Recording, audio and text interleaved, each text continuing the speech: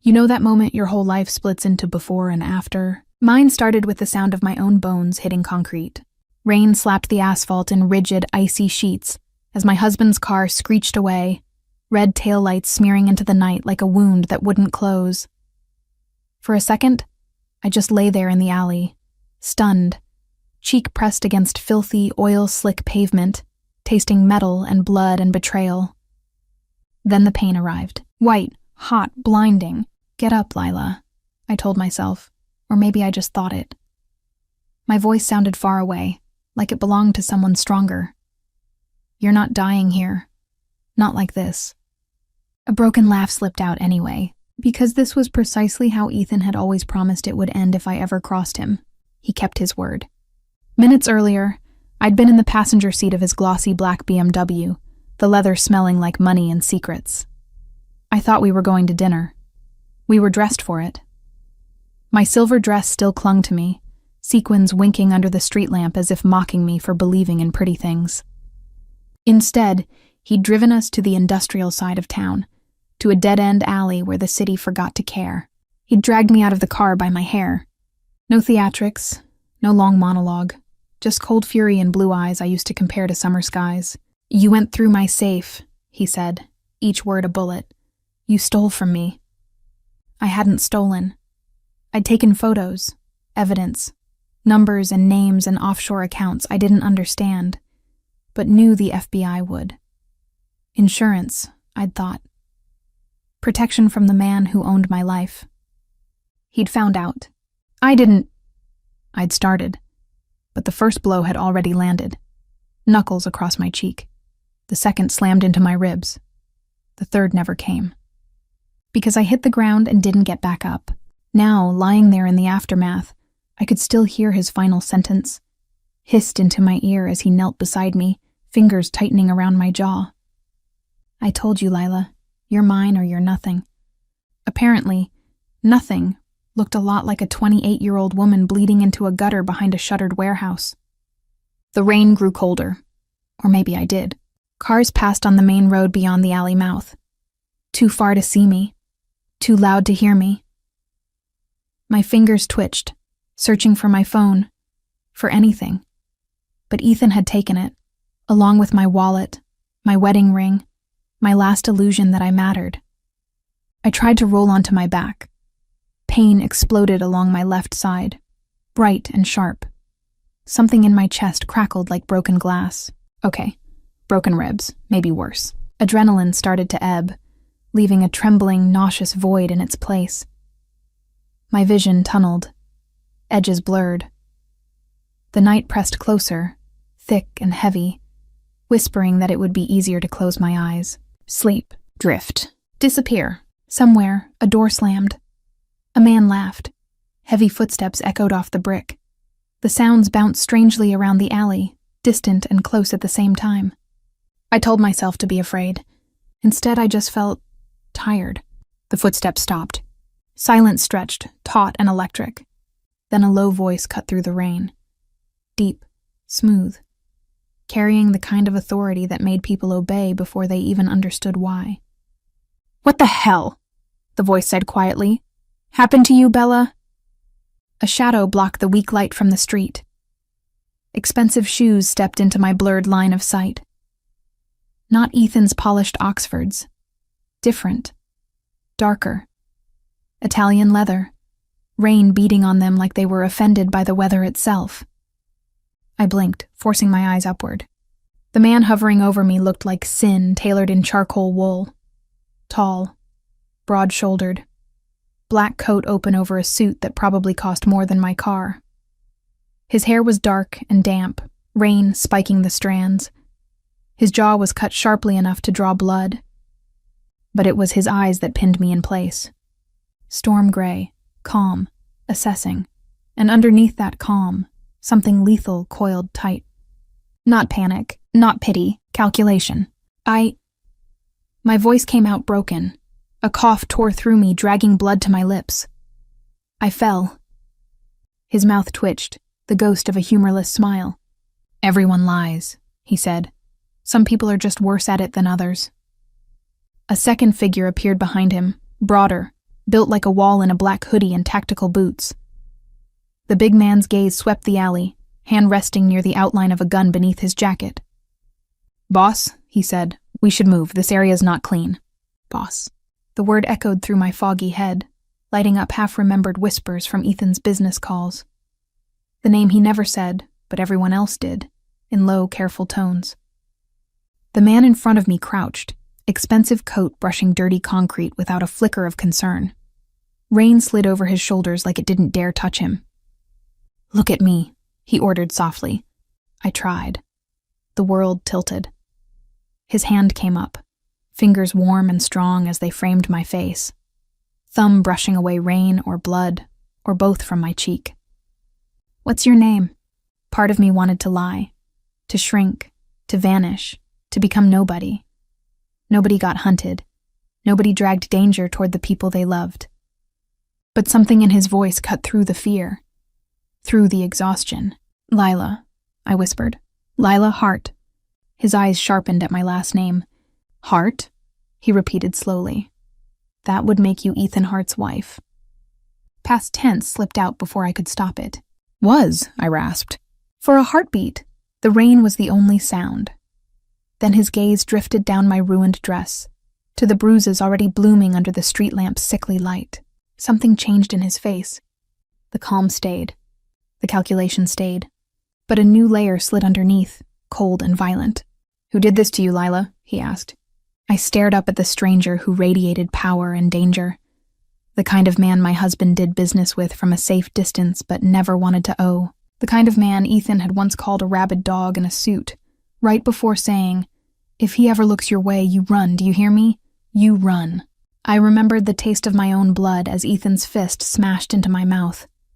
The way his car engine had roared as he left me in the dark without looking back. "My husband," I said, voice shaking. "Ethan." His jaw flexed. "One more question," he murmured. "Did he intend for you to die in my streets? Or for me to find you?" The world swam.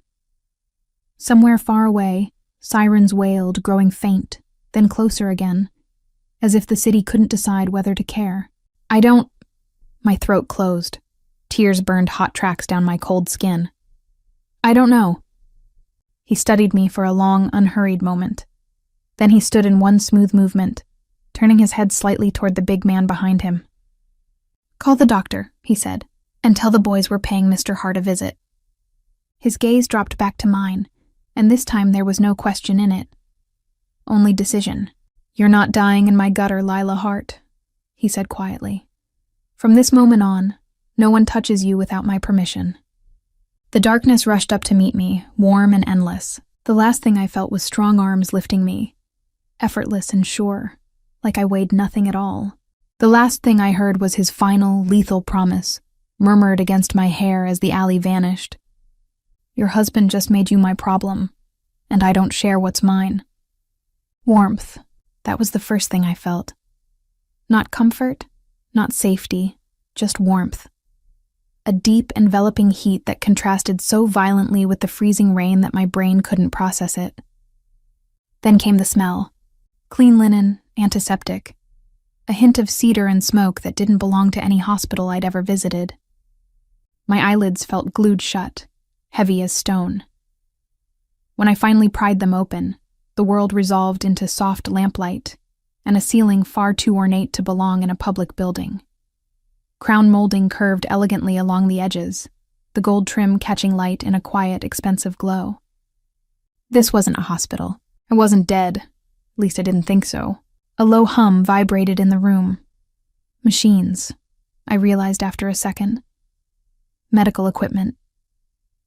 A heart monitor beeped steadily beside me, its calm rhythm completely at odds with the panic rising in my chest. I tried sitting up. The attempt sent lightning through my ribs, and a choked cry ripped from my throat. Immediately, footsteps approached, firm, controlled, familiar. "Slowly, Bella, you're still broken." I froze. That voice. Deep, smooth, authoritative. The same one that had dragged me back from the edge of unconsciousness in the alley. He stepped into view like he owned the room. Like he owned the whole world. The man from the alley. The one they called boss. the one whose presence filled space like gravity. But in the soft light of the bedroom, because yes, it was a bedroom, enormous and luxurious, and definitely not mine, he looked even more dangerous. His dark hair was slightly tousled, his sleeves rolled up, revealing forearms marked with faint scars and veins that spoke of a life lived far from peace. His eyes met mine, steel gray, sharp, unreadable. "You're awake." It wasn't a question. I tried to wet my lips, but they were cracked and dry. "Where am I?" "My home," he answered. "You were in no condition to be taken anywhere else." "Home? As in his house?" "Why?" I whispered, heart kicking harder against the monitor. "Why would you bring me here?" He didn't answer immediately. Instead, he took a slow step closer, then another, moving with the kind of controlled, deliberate grace that made heat crawl up my spine. When he reached the side of the bed, he stopped. Close enough to touch, but not leaning in, not looming. Just watching, studying me like I was an equation he intended to solve. "Because someone tried to kill you," he said quietly. "In my territory. And that makes it my concern." My voice cracked. "Ethan didn't try to kill me. He left you in the street to bleed out." His tone cooled several degrees. Whether that was incompetence or intention makes no difference. I swallowed hard. The bruises along my throat pulsed. "You don't even know me." Something flickered in his eyes. Not softness. He didn't seem like a man capable of that, but something close to recognition. "No," he murmured, "but I know your husband." A shiver crawled down my arms. Are you going to hurt him?" A slow breath. A darker shift in his expression. "That depends." "On what?" "On whether he meant for you to end up on my doorstep," he said, "or whether he simply didn't care if you lived or died." Both possibilities twisted my stomach. I opened my mouth to ask more, to beg him not to escalate, to explain, to do anything except watch my life get swallowed whole. But a second figure stepped into the room. A man in his mid-50s, glasses perched low on his nose, wearing a white button-up and a practiced expression of calm. "Good," the older man said. "She's awake. Try not to sit up yet, dear. You have 2 cracked ribs and significant bruising, but no internal bleeding." I blinked, disoriented. "You're a doctor?" "A personal one," the boss replied. "Discreet, loyal, hard to buy." Hard to buy? What kind of people needed doctors who couldn't be bought unless they belonged to? The realization hit me like another blow to the ribs. "You're Mafia," I whispered. The doctor paused, the air stilled. Then the boss gave a small, humorless smile. "I prefer the term businessman, but yes, Lila, I am the one your husband does favors for, pays tributes to, fears." My blood ran cold. "And now," he continued, eyes locking on mine, "you are in my protection, whether you want to be or not." My breath stuttered. "I don't understand. Why me?" He leaned closer, not touching me, but close enough that the warmth of him softened the edge of fear just a little. "Because no one bleeds in my streets without consequence," he said softly. "Because your husband crossed a line." A beat, and then lower, quieter. "And because the moment I saw you, I knew one thing with absolute certainty." I held my breath. "You were not meant to belong to a man like him." The heart monitor beeped faster. His gaze flicked to the machine, then back to me, a hint of amusement ghosting across his mouth. "Rest, Lila," he murmured. "We will speak again when you're stronger." He turned to leave, but at the doorway he paused. "Oh," he added, voice smooth as silk and sharp as a blade. "And Lila?" I forced out a shaky yes. He didn't look back when he spoke the words that would change everything. "From this moment forward, you are under my protection, untouchable. Anyone who lays a hand on you answers to me." The door clicked shut behind him, and for the first time since the alley, I realized I wasn't afraid of dying anymore. I was afraid of what my life would become now that a Mafia king had claimed me as his own. Night in his mansion didn't feel like night. It felt like suspension, like time itself held its breath around me. Hours passed in a blur of quiet footsteps, muffled voices outside the door, and the soft rhythmic beep of the heart monitor. Every time I closed my eyes, I saw Ethan's face. Every time I opened them, I saw the boss's instead. And between those two men, I didn't know which future terrified me more. I drifted in and out of restless sleep until the door clicked open again, so softly it barely made a sound. A young woman entered, dark hair braided neatly down her back, wearing black slacks and a crisp white shirt. She carried a tray with a bowl of soup, fresh linens, and small bottles of medication. Her smile was warm, disarming. "Good morning, Mrs. Hart." "Please," I cut in softly.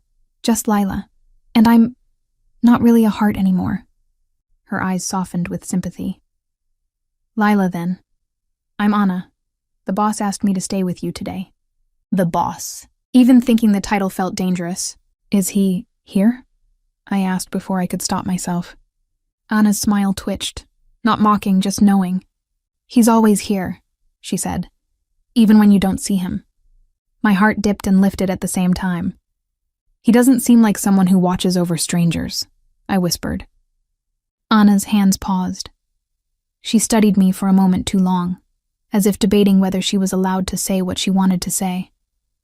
"Boss doesn't take in strays," she said finally. "Not ever. But you," a faint smile, "you're not a stray. You're something that made him stop walking." Before I could ask what that meant, a deep voice behind her answered for her. "Anna." Anna stiffened slightly, bowed her head once, and slipped out in an instant. And then he walked in. The air changed when he entered. Thickened, sharpened, pulled tight like a violin string tuned just before a performance. His presence didn't dominate the room. It claimed it. He wasn't wearing a suit this time. Black slacks. A dark Henley with the sleeves pushed up. Casual, but somehow more lethal. He stopped at the edge of the bed, gray eyes scanning me with the kind of intensity that checked for wounds, lies, and threats, all at once. "You slept," he noted. "It wasn't a question. A little," I admitted. "I'm still sore." "You will be," he said simply. "Healing takes time." Silence stretched between us, not awkward but dense, charged. I licked my lips nervously, and his gaze followed the movement like it was something he hadn't meant to notice, but couldn't ignore. "Why do you keep coming to check on me?" I asked quietly. His jaw flexed, a subtle movement, but telling. "Because," he said, "you are under my protection." "That's not a reason," I pressed softly. "That's a command." A slow, dangerous smile touched the corner of his mouth. "You're right, it is." He sat down in the chair beside my bed, his posture relaxed, but his eyes never straying far from mine. "Your husband," he began, voice low, "is panicking." My breath stopped. "He knows you're alive. He also knows you're with me." Cold fear rippled through my chest. "What is he going to do?" "Nothing," the boss said, calm as winter. "He's not stupid enough to make the first move now." I swallowed. "And you? What are you going to do?"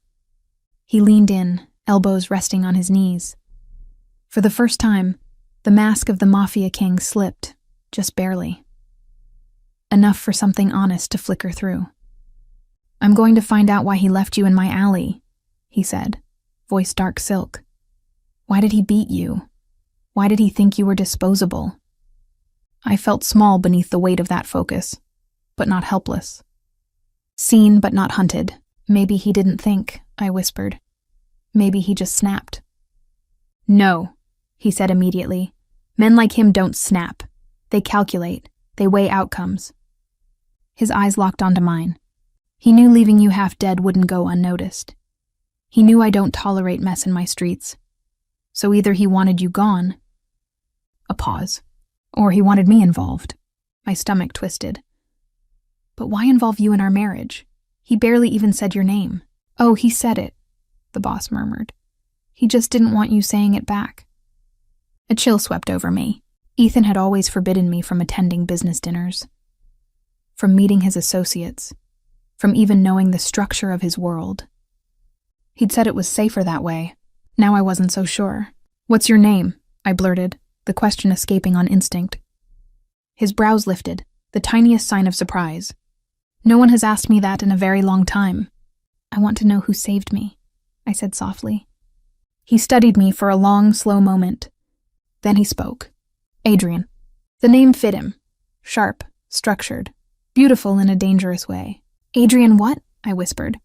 A dark, velvety chuckle left him, the kind that wasn't amused so much as intrigued.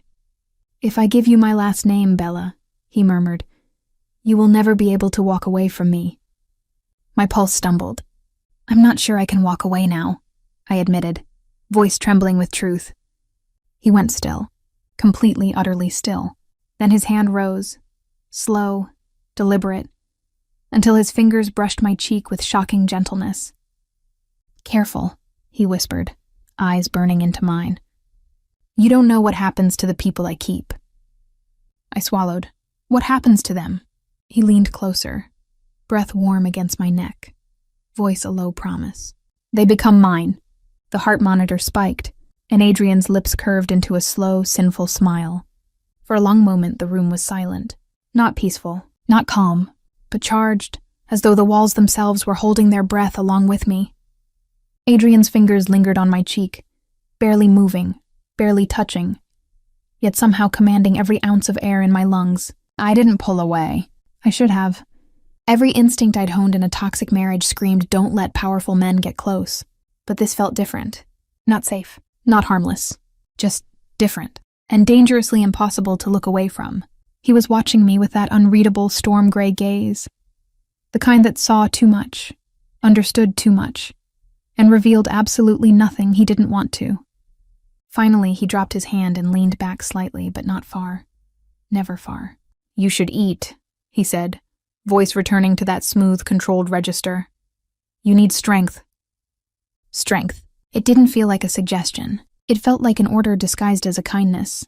Still, he lifted the bowl Anna had brought and held it out.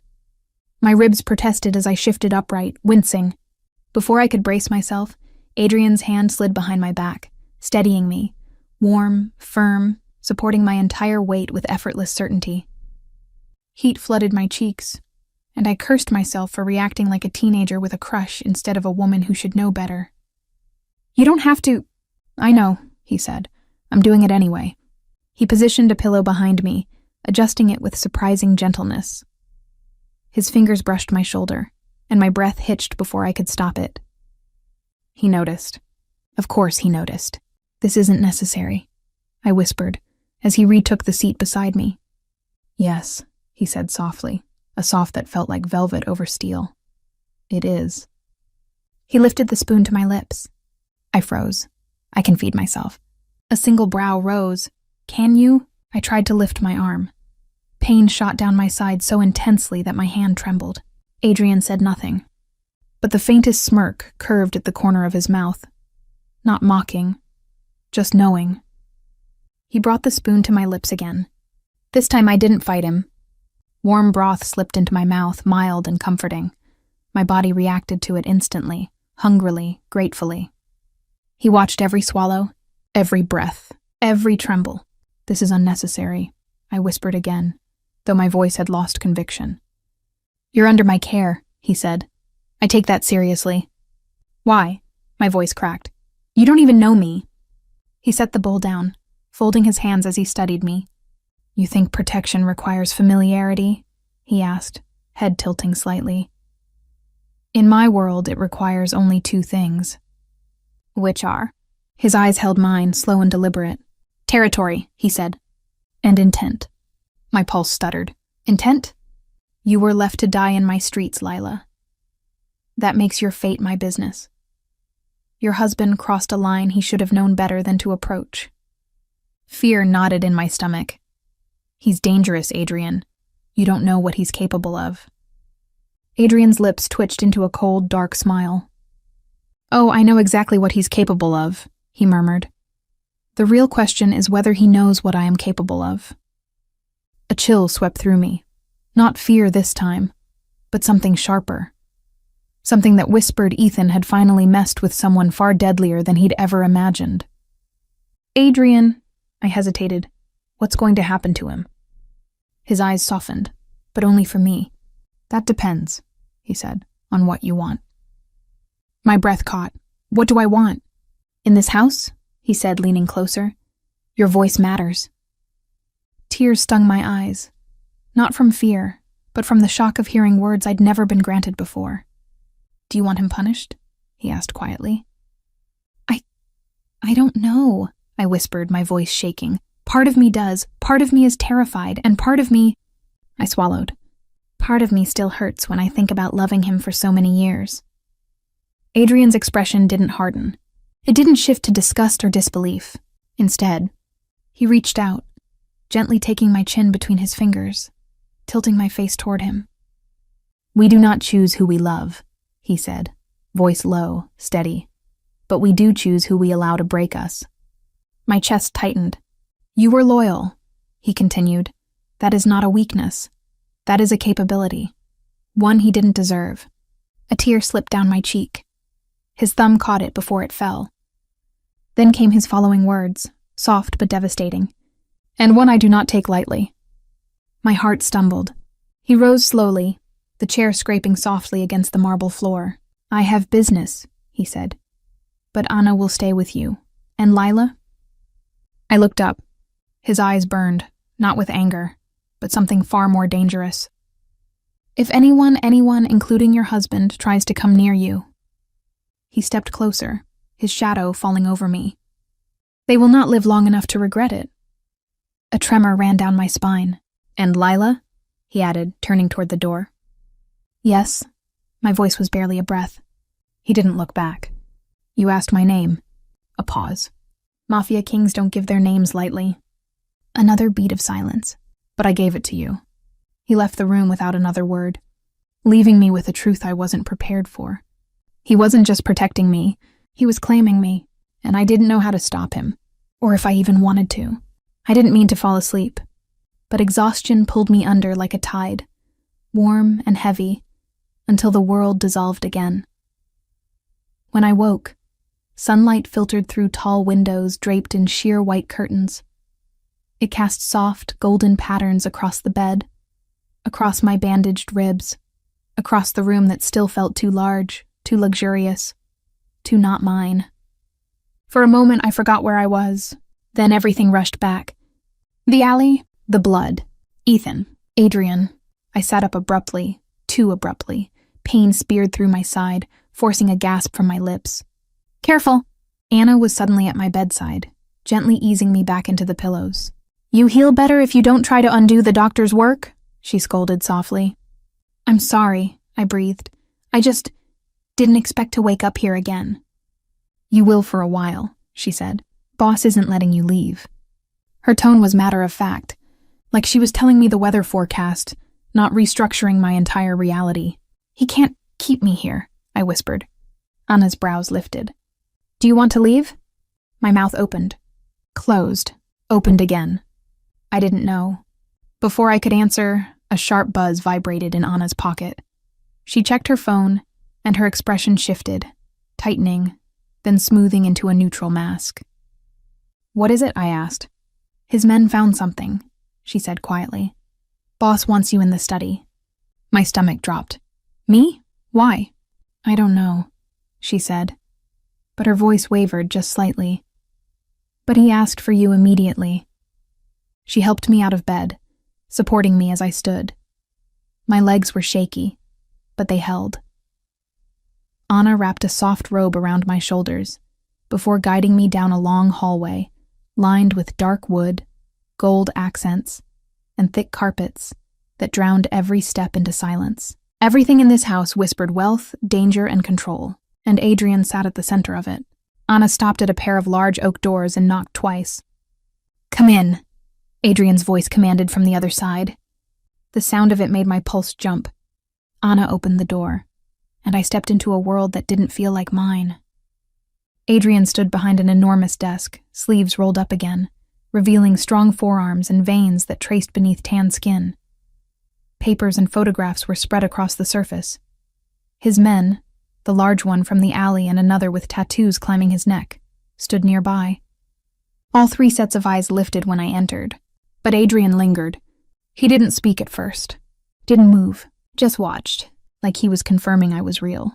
"Come," he said finally, gesturing to the seat beside his desk. My legs felt weak as I crossed the room.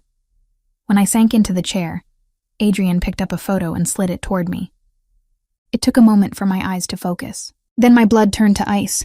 It was a picture of Ethan, taken last night, standing outside a bar on the phone, looking furious and scared. "What is this?" I whispered. "Surveillance," Adrian said. "My men have been tracking him." "Why?" "To understand what game he's playing," Adrian answered. "Your husband is not acting like a man who simply lost his temper. He's acting like a man who made a deal." "A deal?" My breath stilled. "What kind of deal?" Adrian tapped another document. This one a grainy image of a briefcase being exchanged between Ethan and a man I didn't recognize. "This man," Adrian said, pointing, "is a broker for the Viscari family." My heart lurched. I knew that name. Everyone did. They were a rival syndicate, brutal, unpredictable, vicious. "Ethan met with them twice this week," Adrian continued. "Your injuries were not an impulse. They were a warning." "A warning?" My voice trembled. "To whom?" "To me." I stared at him, horror settling like stone in my stomach. "He used you," Adrian said, eyes burning cold, "as bait, as leverage, as a message." My vision blurred. "He wouldn't—" "Yes," Adrian cut in gently but firmly. "He would, and he did." The room felt like it tilted beneath me. "He needed my attention," Adrian said, "and leaving you half dead in my territory accomplished that." I pressed a shaking hand to my mouth as bile rose in my throat. "He knew," I whispered. "He knew you'd find me." "Yes. And he knew you'd bring me here." "Yes." "Why?" My voice cracked. "Why go this far?" Adrian moved then, circling the desk slowly, stopping in front of me. He crouched so we were eye level. "Because he wanted you under my roof," he said softly. "Because he wanted the Viscari to think you mattered to me." My lungs froze. "He made you a pawn in a war you know nothing about." A tear slipped down my cheek. Not from pain this time, but from the crushing weight of betrayal. Adrian reached up, thumb brushing the tear away. "There is one thing he did not anticipate, Lila." I blinked. "What?" Adrian's voice lowered to something intimate, dark, and unyieldingly sincere. "He didn't expect that the moment I saw you, I would decide you do matter to me." My breath left my body in a quiet, broken gasp. He continued, eyes burning into mine. "And now that he's put you in my world, I'm not letting you go." My heart hammered. Fear, shock, warmth, all tangled into something that felt dangerously like surrender. "But I don't want to be a pawn," I whispered. Adrian stood slowly, towering over me, his shadow falling across my body like a protective shroud.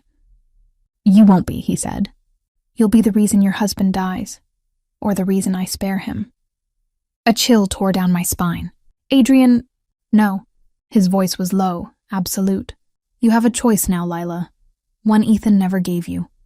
He leaned in, breath brushing my ear. "Tell me how this ends." The room went silent. Every eye was on me. Every fate hung in the balance of my words, and for the first time since that alley, I realized I held the power. Silence. Heavy, suffocating, absolute. Everyone in the study stood frozen. Not out of fear of me, but out of fear of what my answer would unleash inside Adrian.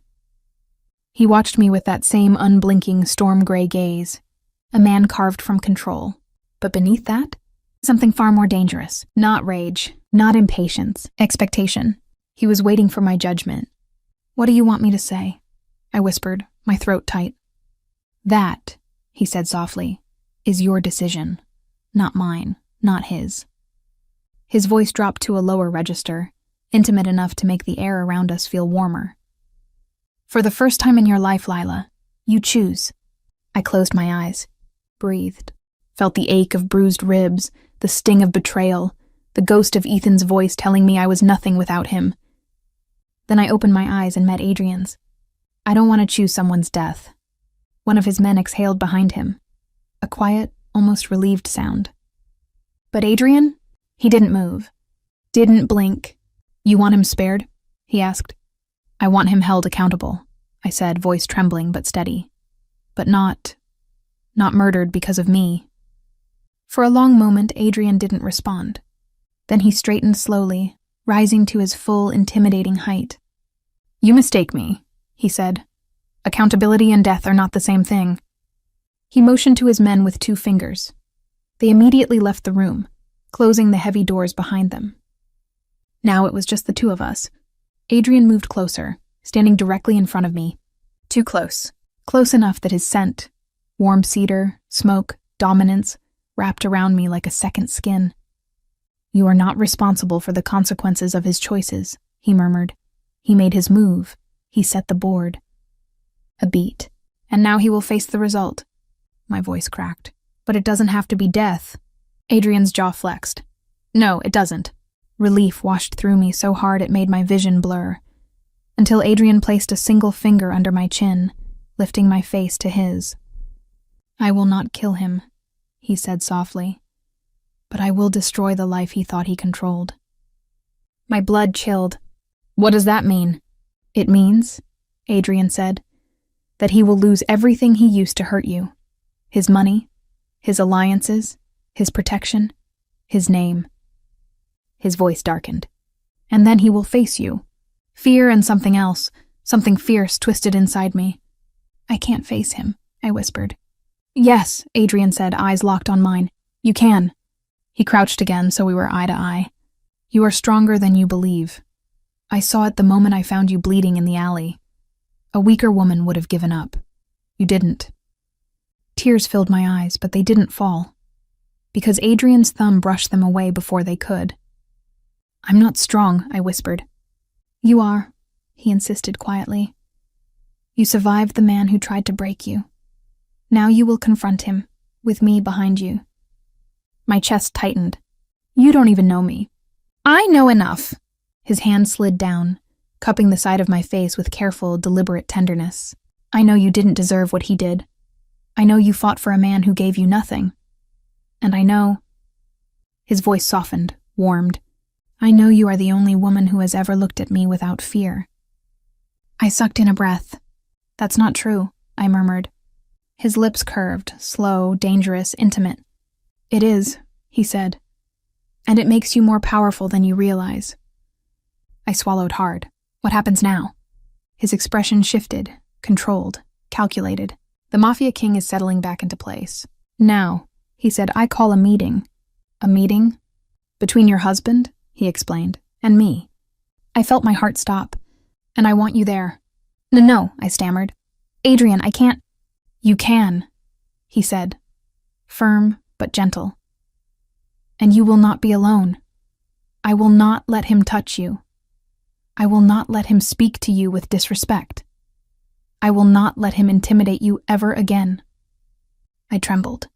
Not from fear, from the strange, overwhelming safety I felt in his certainty. "What if he tries to hurt you?" I whispered. A slow, confident smile touched his lips, one that was equal parts menace and reassurance. "He won't," Adrian said, "because he knows he's already lost." His hand fell from my face. He offered me another instead. Open, steady, waiting. "Whatever choice you make next," he said quietly, "I stand with you." My breathing hitched. My fingers hovered above his. And for the first time in my entire marriage, someone was offering me support without demanding anything in return. Cautiously, I placed my hand in his. His fingers closed around mine, warm, strong, unyielding. "Good," Adrian murmured, voice dropping to a velvet command. "Then let's end what your husband started." I didn't realize how tightly Adrian held my hand until he finally released it, not abruptly, not carelessly, but slowly, like a man putting down a weapon he intended to pick back up again. His touch remained on my skin long after he stepped away. "We will meet with him tonight," Adrian said. "My men are arranging the location." My stomach twisted. "Tonight?" "Yes." A simple word. Simple but final. "But I'm not ready," I whispered. "You are," he said without hesitation. Not because he was arrogant, but because he believed it. More than I did. Anna re-entered the study then, quiet as always. "Boss, security is in place. The car is ready when you are." Adrian nodded once. "Good. Bring a coat for Lila, something that won't irritate her ribs." Anna's eyes flicked to me with a small, comforting smile. "Of course." As she left, I forced my voice to steady. "What exactly happens at this meeting?" Adrian folded his hands behind his back, his entire posture shifting. Taller, colder, king-like. He will answer for what he did, Adrian said, and you will witness it. I swallowed, hard. And what do I do? You speak, Adrian replied. You confront him. You tell him what he did to you. You decide whether he walks out of that room a ruined man or a broken one. My knees nearly buckled. Adrian, I can't decide someone's fate. You already did, he murmured. You asked me not to kill him, so I won't. He stepped closer, lowering his voice to a tone that wrapped around me like smoke. But there are many ways to end a man, Lila. Some of them don't require blood. My breath hitched. He noticed. He always noticed. You're shaking, he said quietly. I'm scared. He touched my chin again, gently, tenderly. That fear, he murmured, it's not weakness, it's memory. And tonight, you rewrite it. The door opened again, and Anna returned with a long black coat. Soft wool, luxurious, lined with silk. For you, she said, wrapping it around my shoulders as carefully as if I were porcelain. The coat smelled faintly like cedar, like Adrian, when he offered his arm to guide me out of the study. I hesitated only a moment before taking it. His body heat soaked through the coat. His presence steadied me more than the marble floor beneath my feet. As we walked through the mansion, his men fell into place around us, silent, alert shadows. Where are we going? I asked. Adrian didn't look at me. He didn't need to. To neutral ground, he said. A place where he cannot run, and I will not be accused. Accused of what? I whispered. Adrian glanced down, and a faint, dangerous smile touched his lips. Of doing what he deserves. A shiver crawled across my skin, and not from fear, from anticipation. Outside, 2 sleek black SUVs idled in the driveway. The sky was turning dusky, colors melting from gold to violet to deep gray. Adrian opened the car door for me himself, something Ethan had never once done in our entire marriage. Inside, the leather smelled clean, expensive, nothing like the cologne-soaked interior of Ethan's BMW. You'll sit beside me, Adrian instructed as he slid in next to me. His voice was calm, but his jaw was tight, too tight. Are you angry? I asked softly. No, he said. A beat later, yes. His hand moved, landing over mine with a quiet, claiming pressure. I am angry because you were hurt, he said. I am angry because you were used. I am angry because he made you believe you were powerless. He squeezed my fingers. But most of all, Lila, his voice dropped to a low, dangerous whisper. I am angry because he thought you were forgettable. My throat tightened. I wasn't anything special, I whispered. His gaze snapped to mine, intense and disbelieving. You walked into my world and didn't bow, he said. You looked me in the eyes. You survived cruelty without surrendering your softness. Another squeeze of my hand. You are many things, Lila Hart. Forgettable is not one of them. My heart trembled inside its bruised cage. Adrian, I breathed. He looked forward suddenly, posture stiffening. The car slowed. We turned down a dim street I didn't recognize. We're here, he said. The SUV rolled to a stop outside an abandoned industrial building, the kind of place where deals were struck and bodies disappeared. Fear slid icy fingers down my spine. Adrian opened his door, walked around the SUV, and held his hand out for mine. Come, he said softly. I will not let anything happen to you. And I believed him, even when the doors of the warehouse opened, and Ethan stepped into view. Bruised, disheveled, eyes burning with panic when they landed on me. Lila? He choked out. Baby, what are you doing with him? I froze, every nerve lighting up, but Adrian stepped forward, placing himself half in front of me. Protective, possessive, deadly. She's not baby anymore, Adrian said coldly. She's here to speak. You're here to listen. Ethan's face twisted. You can't control her. She's my wife. Adrian's voice dropped to a lethal whisper. Not anymore. He looked at me then. Only me. Lila, he murmured. Say what you need to say. My heart pounded. My knees shook. My palms trembled. But for the first time in my entire life, Ethan was the one trapped. Not me. I stepped forward. When I spoke, my voice didn't sound like the broken woman from the alley. It sounded like someone reborn. I stood there, facing the man who'd broken me, the man I'd once loved, the man who left me bleeding in a gutter. Ethan. Just his name in my mind made my ribs ache. He looked smaller than I remembered. Not physically. He was still tall, still broad-shouldered. But something in him had shriveled. Fear had hollowed him out. "Lila," he said again, softer this time. "Baby, please come here. We can talk about this." I flinched. Adrian's hand brushed the small of my back, a silent reminder that I wasn't alone. I straightened, lifted my chin, took a breath that tasted like iron and courage. "I'm not coming to you," I said. Ethan blinked, stunned. He wasn't used to my voice without apology. "You tried to kill me." "What?" No, Lila, I didn't." "You beat me," I said louder. The words shook as they came out, but they didn't break. Ethan's mouth opened, closed. His eyes darted to Adrian, as if he wanted him to intervene. Adrian didn't. He stood beside me, silent and immovable, his presence a shield sharper than any blade. "You left me in the rain," I continued. "On the ground, bleeding. You took my phone, my wallet, my ring." Ethan swallowed hard. I lost control. "You went into my safe. You betrayed me first." I felt my voice crack. "I was scared of you. I needed protection." "So you went to the feds?" Ethan snapped. "Do you have any idea what you nearly did to me? To my business?" "Yes," Adrian said calmly. "Deadly, smooth, cold." Ethan jumped at the sound of his voice. "Which is why you decided to send a message using your wife," Adrian continued. "My streets, my territory, my attention." Ethan's eyes darted between us, panic rising. "No, that wasn't— I didn't mean—" "You meant it," I whispered. "You wanted him involved." And there it was. The truth. The poison. Ethan froze. His throat bobbed. "I thought," he rasped, "if he believed you mattered to him, he'd back off the deal with Viscari." The words slammed into my chest. "You used me," I breathed. "I wasn't even a person to you. I was leveraging."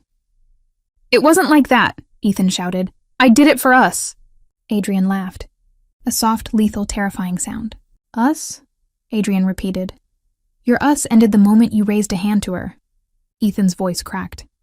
"Lila, you don't understand how dangerous these people are. That's the difference between you and me," Adrian murmured. "I protect what's mine." I stiffened. "Mine." The word simmered between us. Ethan's face twisted with disgust. "Oh, I get it now. You're using her, aren't you? You always wanted what I had. You think taking my wife makes you the bigger man?" I felt Adrian move before I saw it. A shift in the air. A ripple of something violent. But I grabbed his wrist. "Don't," I whispered. Adrian stopped instantly. For me, his eyes dropped to my hand on him. Heat flickered there. Something dark. Something claiming. But he didn't move another inch. I turned back to Ethan. "You don't get to talk about me like I'm a prize," I said softly. "Not anymore." Ethan's anger cracked into desperation. "Lila, please, come home. We can fix this. You're my wife. You belong with me." "No," I said. It was the quietest word I'd spoken all night, but it hit harder than a scream. Ethan stared, confused, hurt, furious. "You're choosing him?" he spat. Adrian didn't answer. He didn't need to. I took a step closer to Ethan. Not because I wasn't afraid, but because he no longer controlled the ground under my feet. "I'm choosing myself," I whispered. "And you never did." Ethan's face twisted. "I loved you. You controlled me. I provided for you. You isolated me. I protected you. You broke me." The last words shook the room. Ethan recoiled as I'd slapped him. "I'm not the villain here," he hissed. "You are," Adrian said. The truth landed heavy, undeniable. Ethan's jaw clenched. "So what now? Adrian ruins my entire life? Takes my business? My money? My reputation? Is that what you want, Lila?" I closed my eyes. The woman I had been, the woman Ethan had shaped, would have apologized, would have begged him to stop, would have blamed herself. But I wasn't that woman anymore. When I opened my eyes, they were steady. "Yes," I said. Ethan stumbled back as if the word had struck him. "You hurt me," I whispered. "You broke me. You discarded me. And now, You face what you made. Adrian stepped forward then, not blocking me, not overshadowing me, but standing beside me like a dark, unshakable pillar. You heard her, Adrian said. You're finished. Ethan lunged forward suddenly, screaming, You can't take her from me. He never reached me. Adrian caught him by the collar with one hand and slammed him against the concrete wall so hard that dust rained down. The sound echoed like thunder. Ethan coughed, choking for breath. Adrian leaned in, voice low and deadly. You never deserved her, he growled. And if you ever come near her again, you won't be leaving the room upright. Ethan whimpered. Whimpered? The man who had once held my life in his hands. Adrian released him, letting him collapse to the floor. One of Adrian's men dragged Ethan to his knees, forcing him to look at me. Say it, Adrian ordered. Ethan's voice shook. Say what? That she is no longer yours. Ethan's eyes lifted to mine, desperate, broken, defeated. Lila, please. I swallowed. Say it, I whispered. His shoulders slumped. She's not mine. Adrian nodded once. Good, now leave. You have nothing left here. Ethan's men hauled him up. He didn't fight. As they dragged him away, Ethan looked back at me with a hollow expression. You'll regret this, he croaked. Men like him, they don't save people. They own them. The warehouse door slammed behind him. Silence rippled through the room. Then Adrian turned to me slowly. His eyes softened, but only for me. You did well, he said quietly. Very well. My breath shuddered. I'm shaking, I whispered. He stepped forward, cupping my cheek in one warm, steady hand. Then let me hold you still. And when he drew me against him, I didn't resist. For the first time in a long time, I didn't feel broken. I felt claimed, and worse or better, I felt okay with it. Adrian didn't let go of me right away. His hold wasn't crushing or possessive. It was anchoring, like he was grounding me back inside my own body after years of floating through someone else's life. My cheek pressed against his chest, the steady thrum of his heartbeat thudding beneath my ear. Strong, controlled, unshakable, everything I wasn't. Not yet, but maybe someday. Minutes passed before he finally eased back, his hands sliding down my arms until his fingers brushed mine. Are you hurt? He asked softly. Physically, I whispered. No, not more than I already was. And otherwise? Otherwise. My heart felt like shattered glass pieced together wrong, sharp edges still exposed. I don't know what I feel, I admitted. The words tasted raw. Relief? Anger? Sadness? All of it? Adrian nodded once, as if that answer pleased him. Good, he said quietly. Feeling means you're still fighting. His thumb grazed my jaw in a single gentle sweep before he stepped back and signaled to one of his men. Take Ethan out of the city, he ordered. Strip his access, cut ties with Viscari, freeze his accounts, make his partners forget his name. I stiffened. Adrian! He turned to me, his expression softening by degrees. You asked me not to kill him, he said. You said nothing about destroying what he built. My stomach twisted with something complicated. Guilt tangled with justice, fear tangled with liberation. I don't want him dead, I whispered, but I want him to stop hurting me, forever. Adrian stepped closer again, not touching me, but near enough for heat to brush across my skin. And he will, Adrian murmured, because now he has nothing left to hurt you with. The certainty in his voice slipped into my bones and settled there. Warm, solid, reassuring. Then he extended his hand. Come, we're leaving. I hesitated. Back to your house?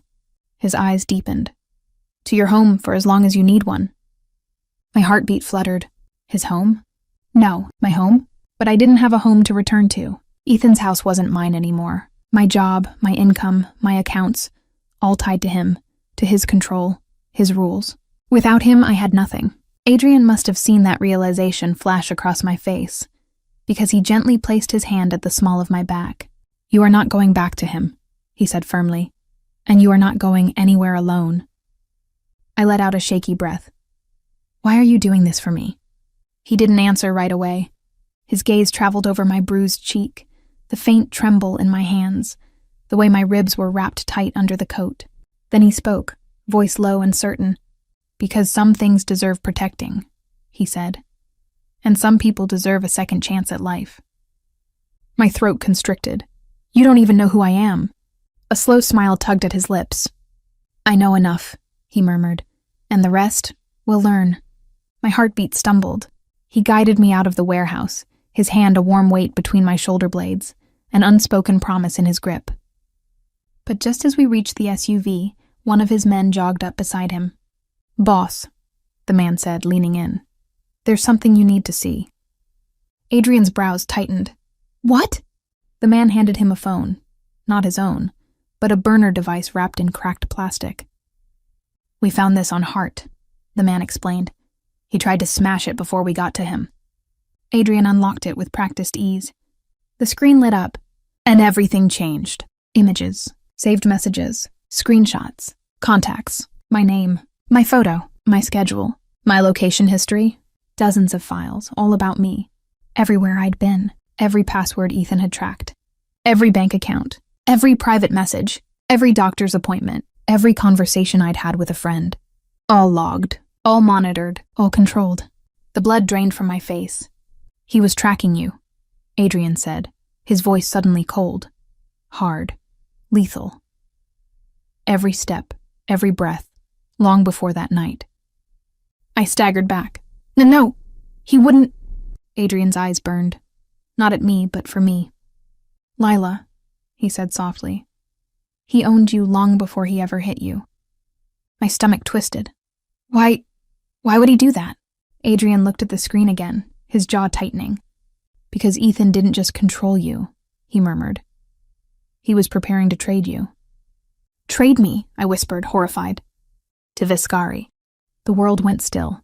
He was setting you up, Adrian said, as leverage, as payment, as a bargaining chip to protect himself.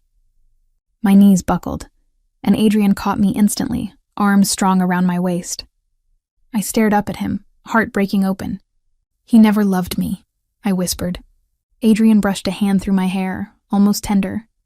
No, he said quietly. He never did. His thumb lifted my chin. But I'm not him. Something warm and dangerous bloomed in my chest. From this moment forward, Adrian said, voice low and final, no one touches you. No one tracks you. No one claims you. He leaned in, his breath brushing my lips. Unless you decide they can. My breath caught. And if that someone is me, Lila, you will not be a bargaining chip. His eyes darkened. You will be a queen. The SUV door opened behind us. The night air shifted. My future tilted. Adrian held out his hand to me again. Come home with me.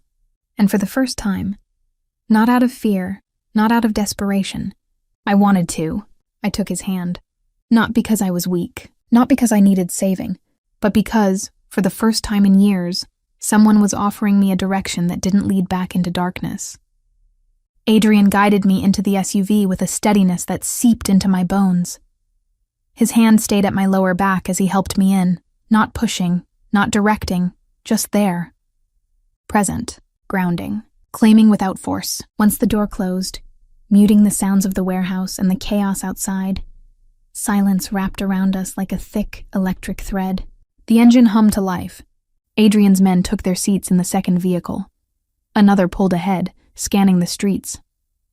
Adrian sat beside me, gaze fixed on the phone with Ethan's files. Those horrifying, invasive digital footprints of my stolen life. Finally, he spoke. We're going to rebuild your identity. I blinked. Rebuild?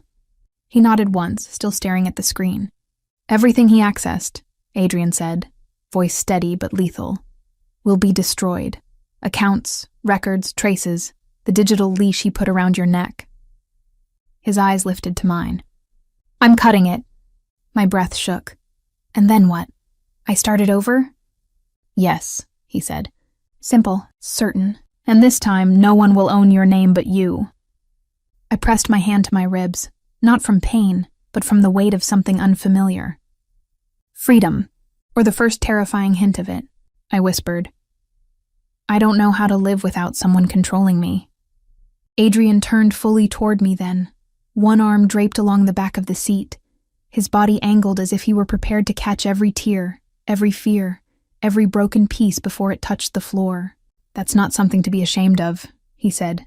It's something to unlearn. His fingers brushed the edge of my knuckles. Barely a touch, barely a breath. And I can't do it for you, he added. But I can stand next to you while you do it. My throat tightened painfully. Why? Why do you care so much? Something flickered in his eyes. Something he rarely let anyone see. Because the moment I saw you in that alley, he said, I recognized two things. He held up one finger. One, you were dying. A second finger. Two, you had more fight left in you than half the men I've buried. My breath trembled. He leaned in slightly, not enough to touch, but enough that the air between us grew warmer, thicker, more intimate. You deserve more than survival, Lila, he murmured, and I intend to give you the chance to prove it to yourself. He didn't say I'll save you. He didn't say you owe me. He didn't say you belong to me. Not yet, but his silence said it anyway. The SUV slowed as we reached his mansion. Guards opened the gates, each nodding respectfully as Adrian's eyes swept across them.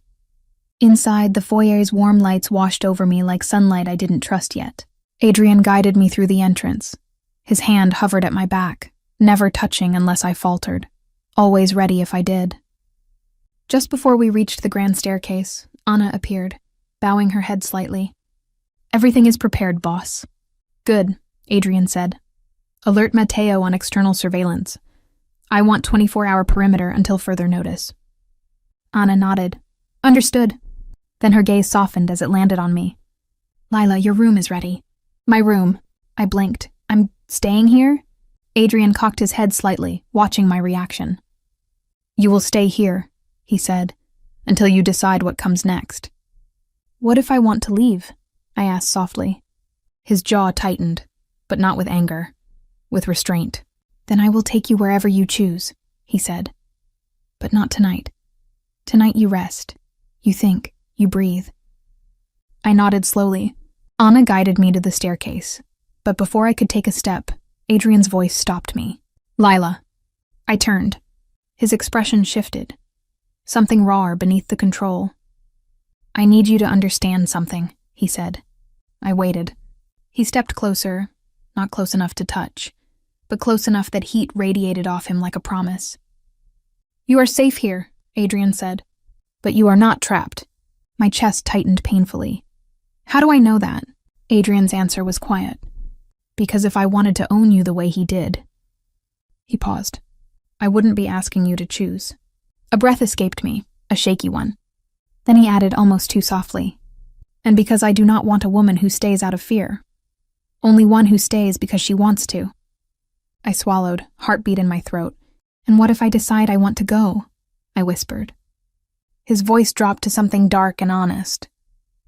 Then I will let you. A beat. But I hope you don't. He turned away then, giving me space to breathe, to think, to feel. Anna touched my arm gently. Come, I'll show you your room.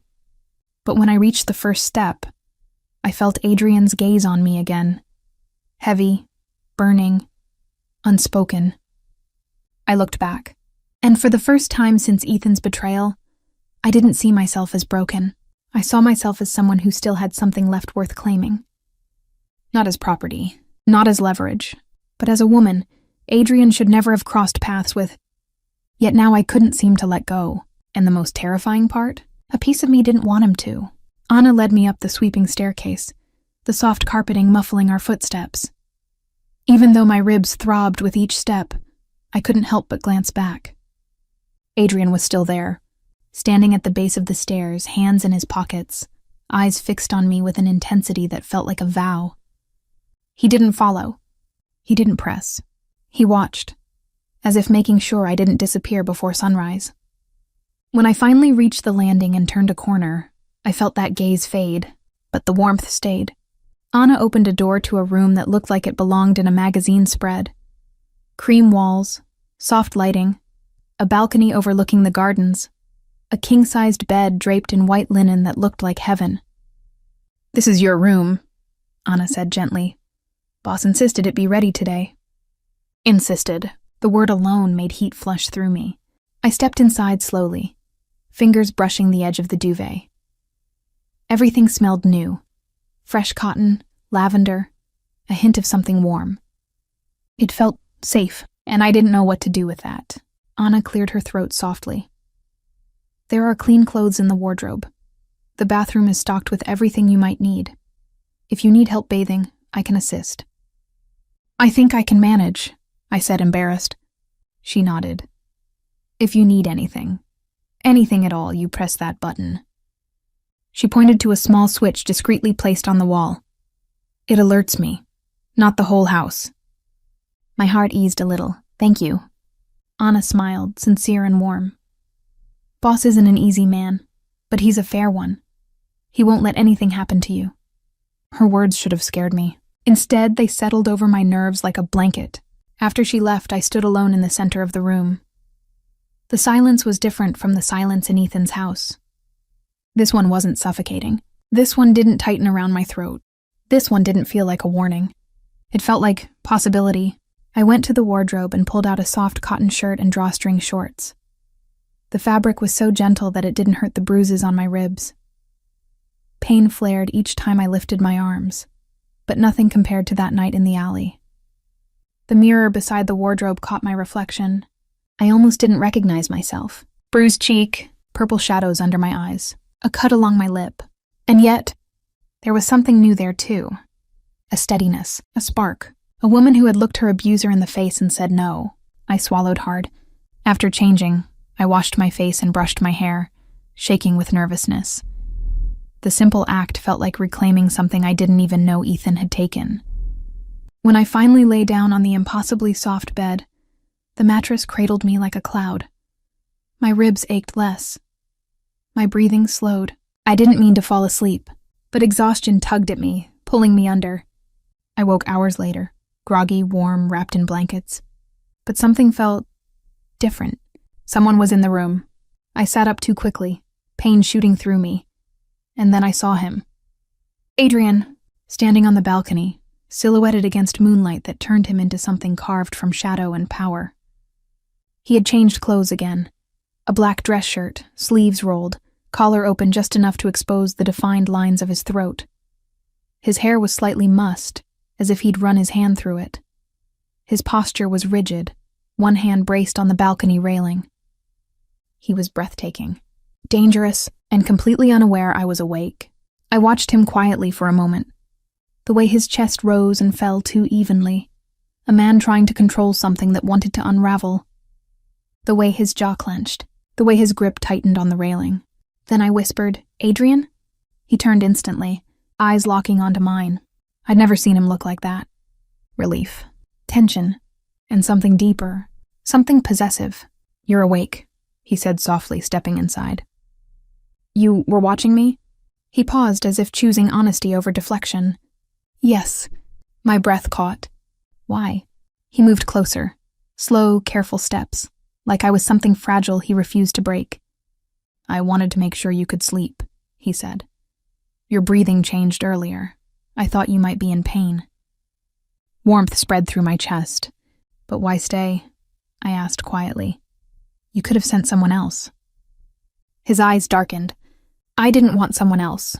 My heart stumbled. He sat on the edge of the bed, not too close, not touching, but near enough that the mattress dipped under his weight. The space between us hummed. "It's been a long night," he murmured. "Yes," I whispered, "for both of us." Adrian's gaze lowered to my hands resting atop the blanket. He hesitated. A rare thing for him. Then slowly, deliberately, placed his hand beside mine. Not touching, but offering. "Lila," he said quietly, "what you did tonight took strength most people never find." My throat tightened. I was terrified. He nodded. "Strength doesn't mean the absence of fear. It means standing anyway." I swallowed hard. Are you angry with me? For what did I decide?" His brows drew together in something that looked almost like confusion. "Angry?" he repeated. "No, I'm—" He looked away, the first sign that the Mafia king could be unsure. "I'm proud." The word hit me like a physical touch. Adrian turned his palm up. An invitation. My fingers hovered above his, trembling, hesitant. "Can I ask you something?" I whispered. "Yes." "Why does it matter so much to you what happens to me?" He was quiet for a long moment. Moonlight caught the edges of his face, softening him in a way nothing else could. Then he answered, slow and honest. "Because the night I found you," he said, "you reminded me of someone I used to be." I blinked. "You?" He nodded once. "Someone hurt," he murmured. "Someone betrayed. Someone who had to decide whether to fight or let the world crush them." My breath shook. "And you fought?" "I did," he said. "But no one stood beside me." He lifted his gaze to mine. "I will not let you stand alone." My heart clenched painfully. Then I did something I didn't expect. I placed my hand in his. His fingers closed around mine instantly. Warm, strong, certain. Adrian exhaled slowly, like he'd been holding his breath all night. "Rest now," he murmured. "You're safe." I believed him. For the first time in years, I believed someone. He stayed beside me until my breathing steadied again, his thumb brushing gently across the back of my hand, not claiming, not demanding, just there, constant, steady, unshakable. And the last thought I had before sleep pulled me under was, maybe this is what safety feels like. When morning came, it didn't come quietly. I woke slowly, curled beneath warm sheets, my hand still tingling from where Adrian had held it hours before. The room was soft with early sunlight, birds faintly singing outside the balcony doors. For a moment it felt like peace, real peace, something I hadn't felt in years. Then a knock shattered it. Sharp, urgent. I sat up too quickly, winced as pain tore through my ribs, and before I could call out, the door opened. It wasn't Anna. It was Matteo, the broad-shouldered, stone-faced man who followed Adrian like an armed shadow. Except right now, there was tension rippling across his usually unreadable expression. "Miss Hart," he said, voice clipped. "Boss needs you downstairs, immediately." My pulse jumped. "What's wrong?" "Nothing with the house," Matteo said carefully. "But something happened." "Ethan?" I whispered. A pause. "Yes." Ice spread through my veins. Matteo stepped forward slightly, not touching me but bracing as if he expected I might collapse. "You'll want to hear this from him," he said. I nodded, throat tight. "Give me a moment." I dressed quickly, a soft shirt, leggings, and a cardigan Anna must have laid out. Moving hurt, but fear hurt worse. I tied my hair back with trembling hands and followed Matteo out the door. The mansion was different this morning. Quieter, thicker, like the walls were holding secrets. Matteo didn't speak as we descended the stairs, but every guard we passed turned their eyes toward me. Not hostile, not curious, protective. It shook me more than I expected. When we reached the large double doors of the study, Matteo stopped. "He's inside." "Matteo," I hesitated. "Is he angry?" "Not at you." That wasn't comforting. He opened the door, and there Adrian was, standing at the far end of the room, back to us, one hand braced on the desk, the other holding the burner phone, Ethan's phone, so tightly the plastic casing creaked. He didn't turn when we entered, but he knew. "Lila," he said, voice low, taut with something dangerous. "Come here." I crossed the room slowly, pulse thundering. Adrian finally turned. His eyes weren't the cool, controlled gray I'd grown used to. They were darker, sharper, a storm seconds before breaking. "Something's happened," he said. "What is it?" My voice barely made it out. He handed me the phone. On the screen was a message thread, from Ethan, to someone I didn't recognize, but the last message was time-stamped this morning. "I know she's with him. If I can't get her back, I'll take her out. No one gets to own what's mine." My breath froze. He wanted me back. Not out of love, out of possession. And if he couldn't have me, he'd rather I be dead. My knees buckled, and Adrian caught me instantly, arms sliding around me, solid and warm and furious. "It's my fault," I whispered. "I should have known." "No," Adrian said sharply, tilting my face toward his. "Do not put his sins on your shoulders." "But he's still coming after me." "Yes," Adrian murmured, "and that is why he will not succeed." His thumb brushed my cheek, grounding me. "He no longer has the resources to touch you, but desperation makes men reckless." My voice trembled. "What do we do?" Adrian straightened slowly, his hand never leaving my waist. "We prepare." A soft knock pulled our attention to the doorway, where Anna stood, face pale, eyes too wide. "Boss," she said quietly. He's gone. Adrian's expression sharpened. Explain. Anna stepped inside, hands clasped nervously. Ethan. The men escorting him out of the city. Someone ambushed them. Cold dread punched through me. What? I gasped. Ambushed? By who? Adrian's jaw clenched. Vescari. Matteo nodded grimly. Their signature. Clean extraction. No bodies left behind. My stomach twisted. Is he alive? Adrian said. For now. Why would they take him? I whispered. Adrian turned toward me slowly. Because they think you matter to me. The words hit with the force of a blow. My heart stumbled. And because Ethan told them, Adrian added, that you do. I swallowed hard. What do they want? You, Adrian said. Then softer. Or me. The room tilted. Anna let out a soft breath. Boss. They're using him as leverage. They know he failed to secure Lila. Now they're bargaining with his life. A sick, hollow dread crawled up my spine. Adrian, I don't want anyone else dying because of me. He closed the space between us in one stride. You listen to me, he said, voice low and fierce. This is not your burden. This is Ethan's reckoning. His hands framed my face, thumb brushing my cheek with a gentleness that contradicted the fire in his eyes. I promised you safety, he murmured. I intend to keep that promise. But how? I whispered. He leaned in closer, forehead nearly touching mine. Because before this is over, Adrian said, voice dark and absolute, every man who tries to claim you will learn what it means to challenge me. My breath hitched. And Ethan? I asked. What about him? Adrian's fingers slid to my jaw, his touch steady and irrevocable. He made his choice, he whispered. Now he faces the consequences. But I don't want him dead, I said, voice breaking. I know. Adrian's tone softened just for me, and I will honor that if I can. He paused. But if they intend to use him to get to you, then he has made himself a weapon. I closed my eyes, feeling tears burn. What happens now? I whispered. Adrian's hand slipped down, entwining his fingers with mine. Now, he said, voice low and lethal, we end Vescari's interest in you. How? He lifted my chin. By making it clear, he murmured, that you are under my protection. Something shifted between us then. Something electric, something undeniable. Lila, he said, his voice dropping to a quiet, dangerous promise. I will not let them take you. His thumb brushed my lips, barely a touch. You are not his. You are not theirs. His eyes burned into mine. And when this is over, if you choose it, you will be mine. My heart exploded in my chest. But before I could answer, before I could even breathe, Matteo stepped forward. Boss, we have a location. Adrian's head snapped toward him. Where?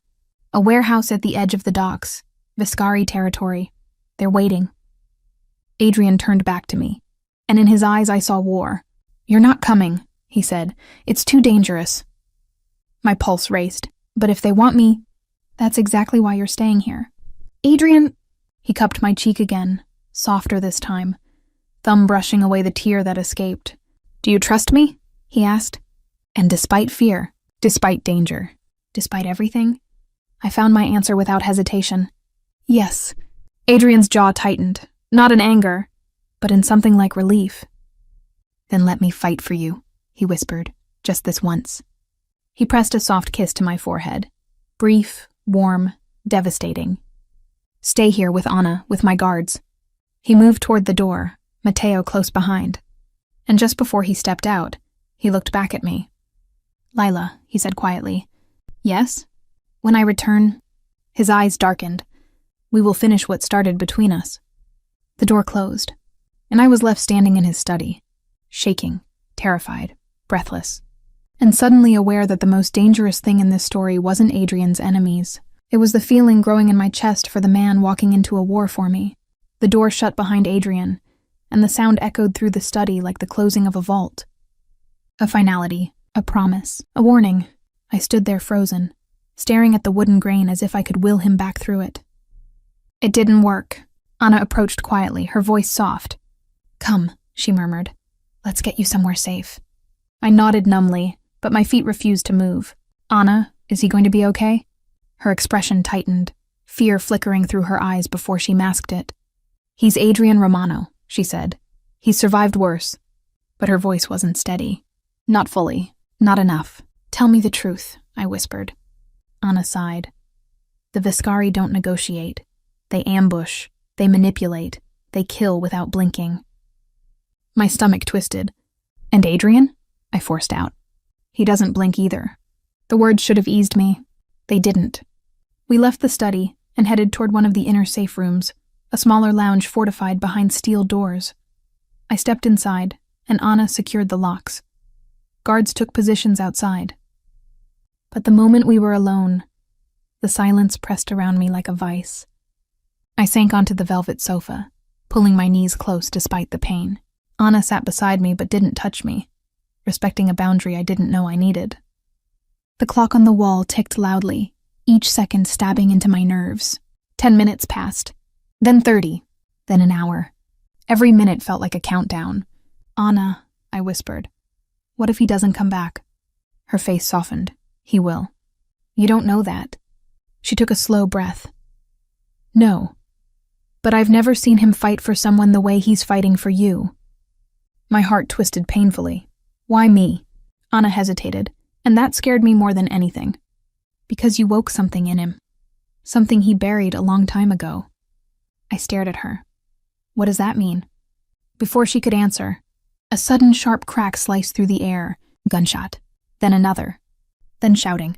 My blood froze. Anna, stay behind me, she commanded instantly, rising to her feet.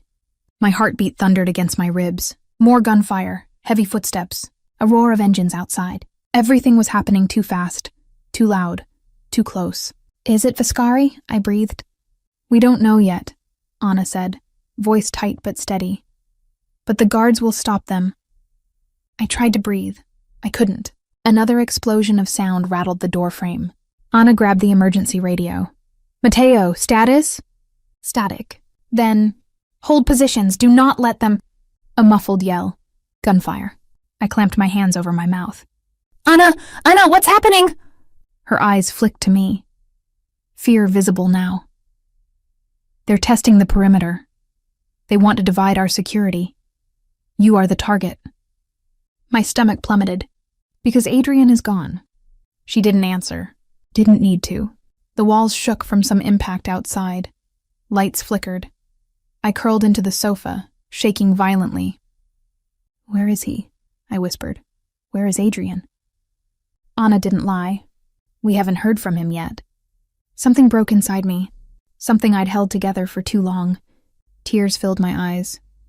He can't die. He can't... Lila, Anna said gently. He's the strongest man I know. If anyone can walk into a Viscari stronghold and come back alive, it's him. But they have Ethan, I whispered. Anna's voice hardened. They won't kill Ethan. Not yet. He's leverage. Her eyes dropped to me in a slow, knowing study. You're the real prize. My throat closed. Why? I rasped. Why am I so important? Anna swallowed. Because Ethan told them you matter to Adrian. They want that leverage. But my voice cracked. I didn't ask for any of this. Anna's expression softened again. I know. But you became the line Adrian refuses to let anyone cross. My heart beat painfully. He told me, I whispered, that when he returned, we'd finish what started between us. Anna's lips twitched with something like sympathy. He meant it. A sudden bang crashed against the safe room door. I screamed before I could stop myself. Another hit, harder. A dent formed in the steel. Anna, behind me! She raised her firearm, eyes locked on the door. My legs trembled violently as I backed up, pressing myself into the corner. The pounding intensified. Then, Anna, open the damn door! My heart stopped. It was Matteo's voice. Anna rushed forward and unlocked the security bolt.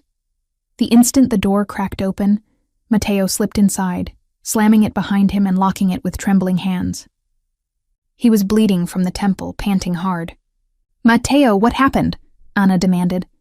They got close, he said, wiping blood from his eye. Too close. We handled it, but...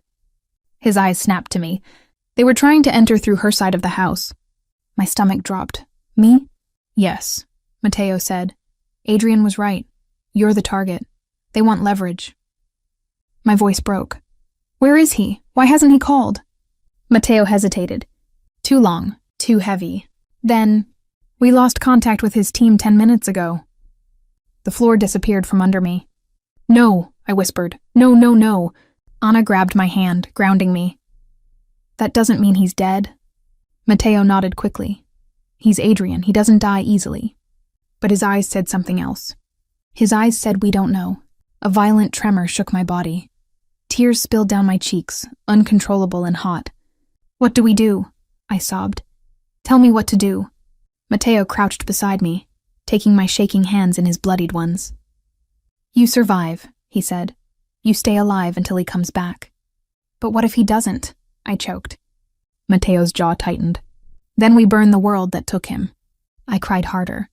Because for the first time since that alley, I understood something terrible.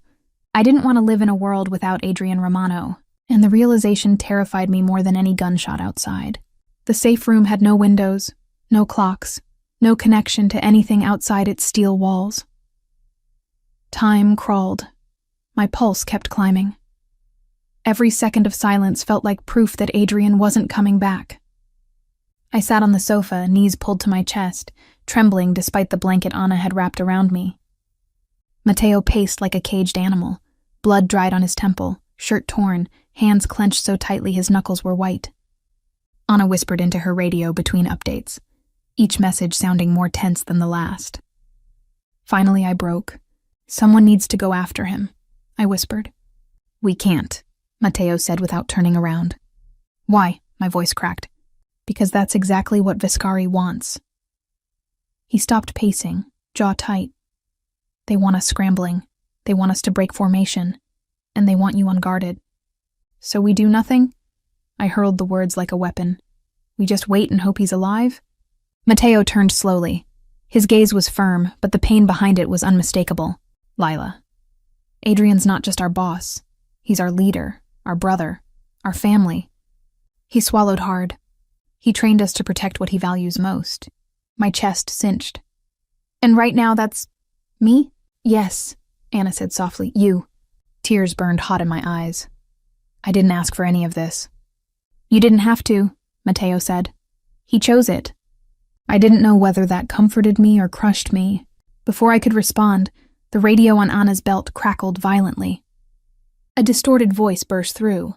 Repeat. Contact made. Boss engaged. Multiple hostiles. Anna's eyes widened. Mateo snatched the radio from her belt. Who is this? Report! Static, shouting, gunfire. Then a more unmistakable voice. One of Adrian's perimeter men. Mateo, he's alive! My knees nearly buckled. He's fighting his way out. Viscari underestimated him. He took out 3 on his own. Mateo let out a breath of relief, but the soldier wasn't done. But... The room froze. But he's injured. A sharp, hollow ache shot through my chest. What do you mean, injured? I cried. How bad? The radio crackled again. We're trying to extract him now. He won't leave without the target. Mateo's head snapped up. Target? What target? You know damn well, Hart. The man shouted over gunfire. They want her alive. They said she's the key to... The transmission cut into static. Mateo swore under his breath. Anna clapped a hand over her mouth. I felt like the ground gave way beneath me. They're expecting Adrian to bring me, I whispered. That's why they took Ethan. Why did they threaten him? Why are they still coming? Mateo nodded grimly. It's leverage. Viscari only takes what they plan to use. I felt sick. If they get me, Adrian will come for me. And he'll die doing it, Mateo finished quietly. Anna put a hand on his arm. We need a plan. Yes, I said suddenly, standing despite the pain tearing through my ribs. We do. Anna and Mateo stared at me. I wiped my tears with the back of my hand, steadying my breath, centering myself. No more waiting, I said. No more hiding. No more letting other people fight my battles. Mateo frowned. Lila. No, I said firmly. I'm not asking permission. Anna blinked in surprise. Mateo's brows pulled together. You're injured. he said. You're not trained. You're not prepared for what's out there. You think I don't know that? My voice rose. You think I don't understand the danger? I stepped closer, meeting Mateo's gaze head-on. But he's out there risking his life because of me. My voice cracked. Because he believes I'm worth protecting. Mateo exhaled slowly. You are. Then let me prove it. Silence filled the safe room, thick and heavy. Then Mateo shook his head. Adrian would never allow it. A weak smile ghosted across my lips. I don't think he gets to choose this time. Anna stepped forward, eyes narrowing thoughtfully. What are you suggesting? I took a breath. A trade. Mateo looked horrified. Absolutely not. Hear me out, I said. Viscari wants me. Fine. Give them what they want, on my terms. Lila, no. Mateo, I said, voice steady and quiet. If I don't go to them, Adrian will come for me. And he will die. And so will you. And Anna. And every guard in this house. Mateo's jaw flexed painfully. I lowered my voice. But if I walk in willingly, I buy him time. I change the rules. I force their focus onto me, not him. Anna swallowed. You don't know what they'll do to you. No, I whispered. But I know what they'll do to him if I don't. Silence. Then Mateo cursed quietly, pacing again. I waited, heart pounding. Finally he stopped and looked at me. Adrian is going to kill me, he muttered. That means you agree? I agree you're insane, he said, but also that you're right. Relief washed over me. Anna stepped closer, gripping my hand tightly. We won't let them hurt you, she said, not for a second longer than necessary. Good, I whispered, because I'm not doing this to die. I lifted my chin. I'm doing this to save him. Mateo exhaled. Fine, but we do this my way. He slammed a new magazine into his pistol. Gear up, we're leaving in 10 minutes. My pulse raced. My fear spiked. But beneath it, burning steady and fierce, was something new. Purpose. Adrian Romano walked into hell for me. Now I was walking into hell for him. And God help anyone who tries to stop me. The mansion was transformed in minutes. Calm, expensive hallways that once smelled of cedar and quiet power now pulsed with urgency. Guards sprinted between rooms. Weapons were checked and loaded. Vehicles repositioned. Radios crackled with clipped orders. And at the center of it all was me. Mateo stood in front of me, his face carved from stone as he examined the bulletproof vest he insisted I wear. This is too big for me, I said, voice shaking slightly. It's the smallest we have, Mateo muttered. We weren't exactly expecting to armor a 5'5" civilian today. I'm 5'6", I corrected softly. Not tonight, you're not, he said gruffly. Anna stepped closer, tightening the straps around my ribs with careful fingers. I sucked in a sharp breath as pain flared. She paused immediately. Sorry, she whispered. No, it's okay, I lied. Just keep going. Because pain didn't matter. Fear didn't matter. Comfort didn't matter. Only one thing mattered now. Adrian. When the vest was secured, Mateo stepped back. His expression flickered. Something between respect, disbelief, and dread. You sure about this? He asked. No, I whispered honestly, but I'm sure about him. Mateo nodded once, accepting the answer even if it terrified him.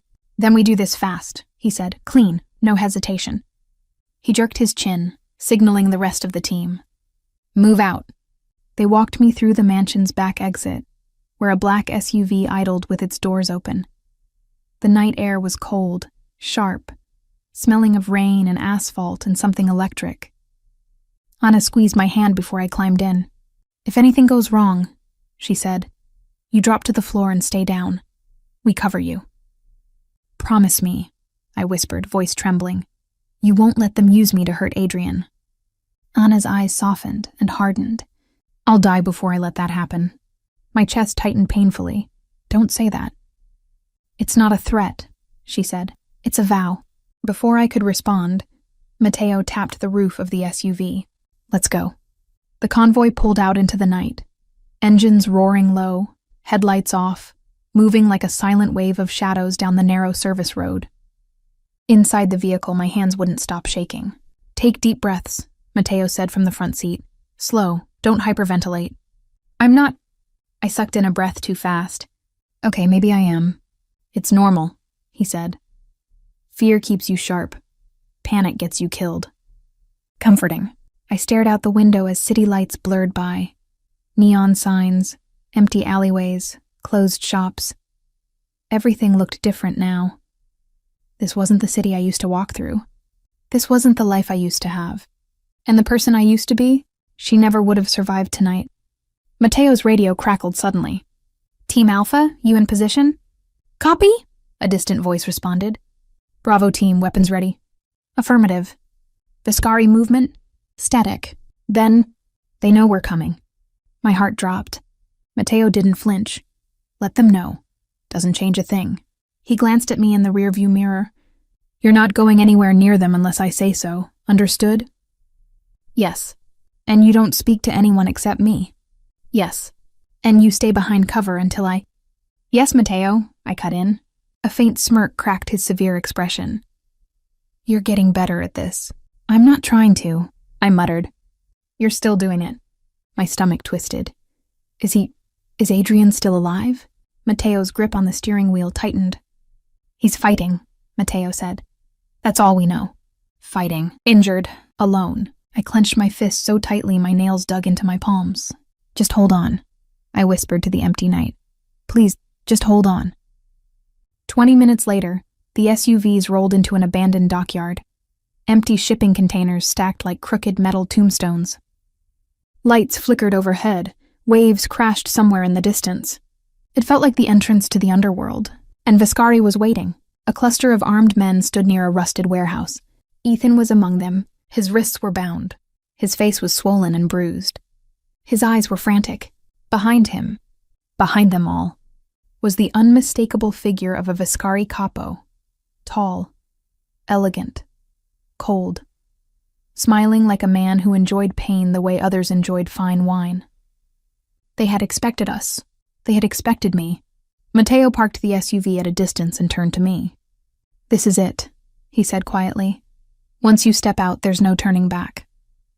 I nodded. Remember, Mateo said, you walk toward them, slow, steady, no fear, while we provide cover. We get a visual on Adrian's location.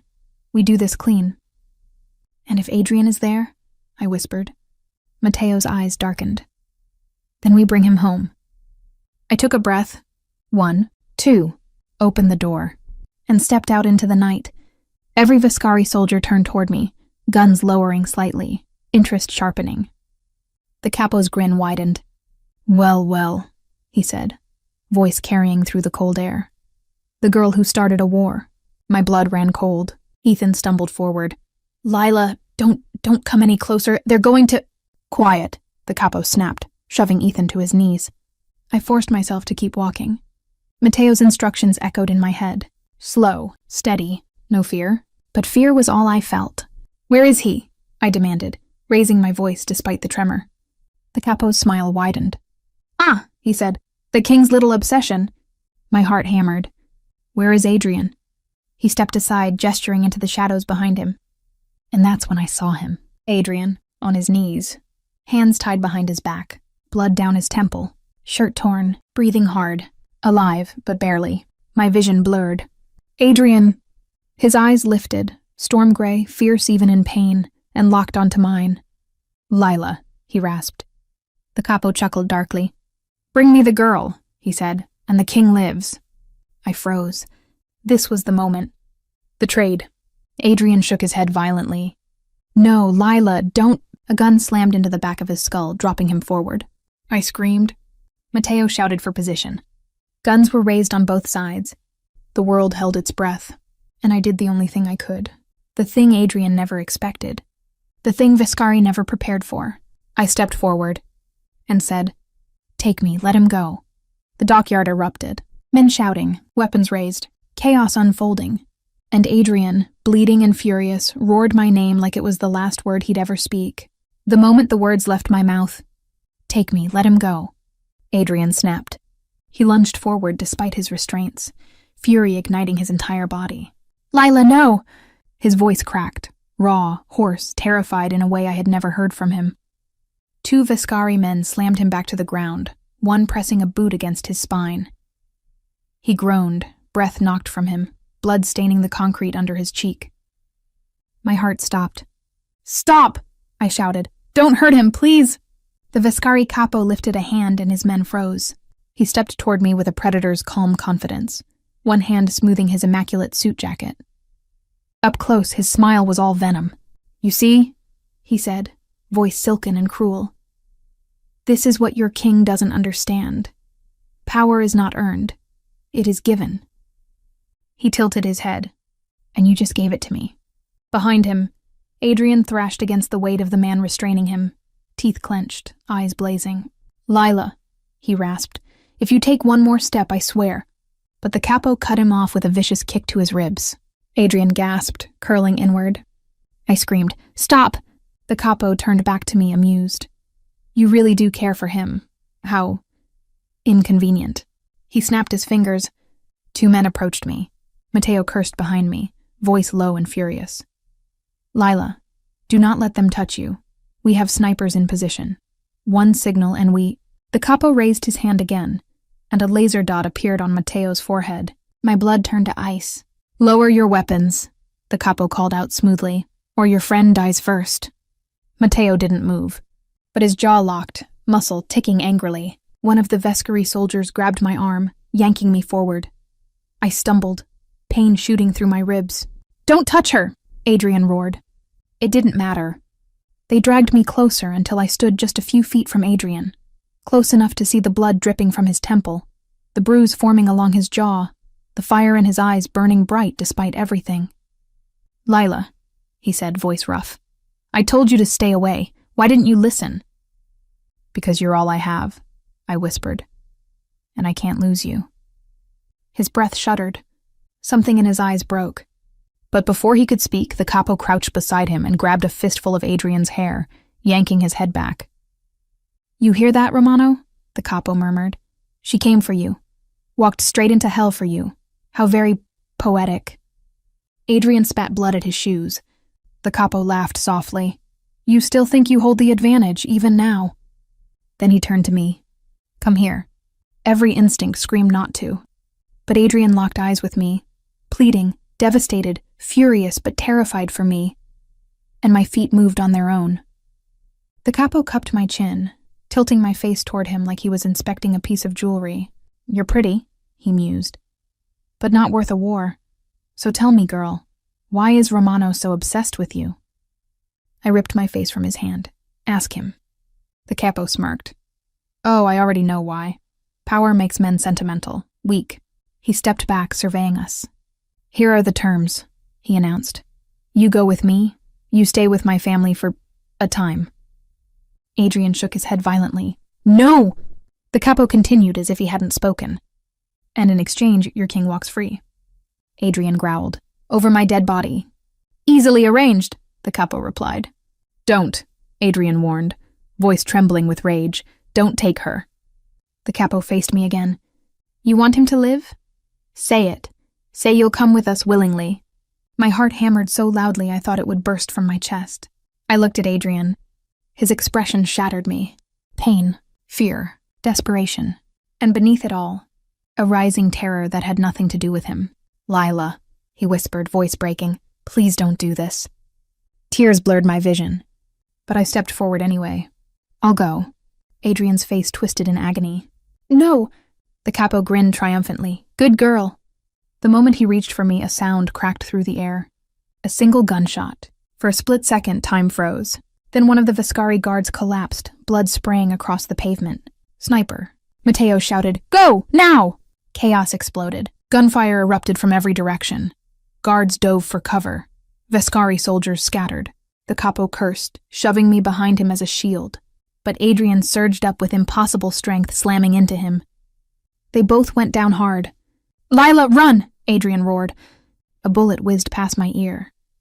I stumbled backward as 2 men grabbed me, but Matteo appeared like a storm, tackling one and shooting the other point blank. He grabbed my arm. "Move!" "No, I can't leave him." "We'll get him, go!" I looked back at Adrian. Blood on his face, fighting despite being half conscious. rage and desperation carved into every line of his body. His eyes locked onto mine. "Lila!" he choked out. "Please, go!" A grenade exploded nearby, shaking the dock. I screamed, but Mateo dragged me behind a container, bullets ricocheting off metal. "Keep your head down," he roared. I crawled behind cover, gasping, heart tearing out of my chest as chaos erupted around us. Smoke, gunfire, shouting, pain, and Adrian, somewhere in the storm, fighting for his life, fighting for me. Then, amid the chaos, a scream ripped through the night. Adrian's. My blood froze. "Adrian!" Mateo grabbed me, arms like iron bands. "Lila, don't!" But it was too late. I ran straight toward the sound, straight toward death, straight toward him. Because if Adrian Romano fell tonight, I would fall with him. I didn't feel my feet hit the ground. I didn't feel the cold night air or the gunshots tearing through it. All I felt was terror, sharp, blinding, as I sprinted toward the sound of Adrian's scream. "Adrian!" My voice ripped out of me, raw and desperate. Mateo shouted behind me, "Lila, stop, don't..." But nothing could stop me now. If Adrian was dying, if he was being taken, if that final cry was the last sound he'd ever make, I wasn't going to let it happen alone. I rounded the corner of a shipping container and froze. Because the scene in front of me wasn't death, it was war. Adrian was on the ground, struggling against 2 Viscari soldiers pinning him. Blood ran down his face, staining his collar, dripping onto the concrete. His breaths came in ragged bursts, but his eyes were fire. The capo stood above him, gun raised, expression calm, almost satisfied. "This is what happens," the capo said slowly, "when a king forgets he is mortal." He cocked the hammer. "No!" I screamed, sprinting forward. Adrian's head jerked up, panic flooding his features. "Lila, no, get back." Too late. The capo grabbed me by the arm, yanking me against him, my back to his chest, his gun now pressed to my temple. Chaos froze. Adrian let out a sound I'd never heard from him. Not anger, not pain, but something primal, guttural, soul deep. "Don't touch her!" The capo smirked. "Look how he breaks." He forced my chin up with the barrel of the gun. "Did you really think offering yourself would save him, sweet girl?" He clicked his tongue. "You are the weapon, not him." I shook violently, but forced myself to speak. "Let him go. You got what you wanted." "Oh no," the capo said softly, "not yet." He pressed the gun harder against my skull, my vision blurred. Adrian thrashed against his captors. "Let her go!" His voice cracked, desperate, raw. The capo leaned down, lips near my ear. "You want to know why your husband gave you up so easily?" he murmured. "Why did he trade you like a spare part?" I stiffened. "Because he believed Romano would burn his entire empire for you, and he was right." He angled my head so Adrian was forced to watch. "This is how kings fall," the capo said. "Not by blade, not by bullet, but by love." Adrian froze. Completely. The capo pulled back the trigger. I closed my eyes. "This is it. This is how I die. This is where it ends." Then, crack, gunshot. Warmth splattered across my cheek. The capo's grip went slack. His body jerked and collapsed at my feet. I gasped, stumbling away as his corpse hit the ground. A single bullet clean through the skull. I turned, trembling violently. Mateo stood behind me, gun still smoking, face pale but steady. "Don't ever," Mateo panted, "threaten my family." Before I could breathe, before relief could settle, chaos erupted again. The capo's men screamed as they fired wildly. Mateo shoved me behind a container as bullets tore through the air. Adrian surged up from the ground, fury giving him strength. He head-butted one of his captors, knocking the man out cold, and grabbed the gun from the other. He fired 3 shots, precise, deadly. The remaining Viscari soldiers fell. Silence crashed down. My pulse thundered. Smoke drifted across the dockyard. Bodies lay scattered. Mateo emerged, breath ragged. Anna and Adrian's men rushed forward, securing the perimeter. But all I saw was him, Adrian, weak, bleeding, swaying slightly, but alive. He dropped the gun and took a step toward me. "Lila." My name broke from him like a prayer. I ran. I didn't think, didn't hesitate, just ran straight into him, into his arms, into the chest that rose and fell with labored breaths. He caught me with a soft, pained groan, pulling me tight against him even though his body trembled from exhaustion. "Don't ever," he whispered, voice shattered. Ever do that again? I thought you were dying, I cried. I thought... He cupped my face with shaky hands, forehead pressing to mine. I'm not dead. A breath, and I swear as long as I'm breathing, no one will take you from me. My tears fell into his palms. His thumb brushed them away. But Lila, he whispered, voice breaking. You can't barter your life for mine. I can't survive that. Do you understand me? I swallowed. And I can't survive losing you. He froze. Those storm-gray eyes softened in a way I had never seen. Not in violence, not in crisis, not in the heat of confrontation. But in vulnerability. Slowly, his fingers slid to the back of my neck, drawing me closer. I walked into hell, Adrian murmured, because they took you. And I walked in, I whispered, because I couldn't live with you gone. He closed his eyes, voice trembling. Lila, don't say things like that unless you mean them. I do. His breath hitched. And then he kissed me. Not gently, not cautiously, but fiercely, like a man coming back from death, pouring everything he had into the one thing still holding him together. Me. My hands gripped his torn shirt.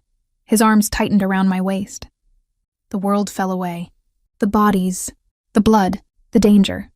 For a moment, there was only us. When he finally pulled back, foreheads touching, his voice was a rough whisper. This isn't the end, he said. It's the beginning. And I believed him.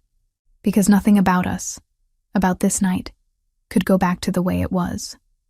Something had changed. Forever. The moment our lips parted, reality rushed back in. Gunpowder in the air, blood on the concrete, moans of injured men. Mateo was shouting orders.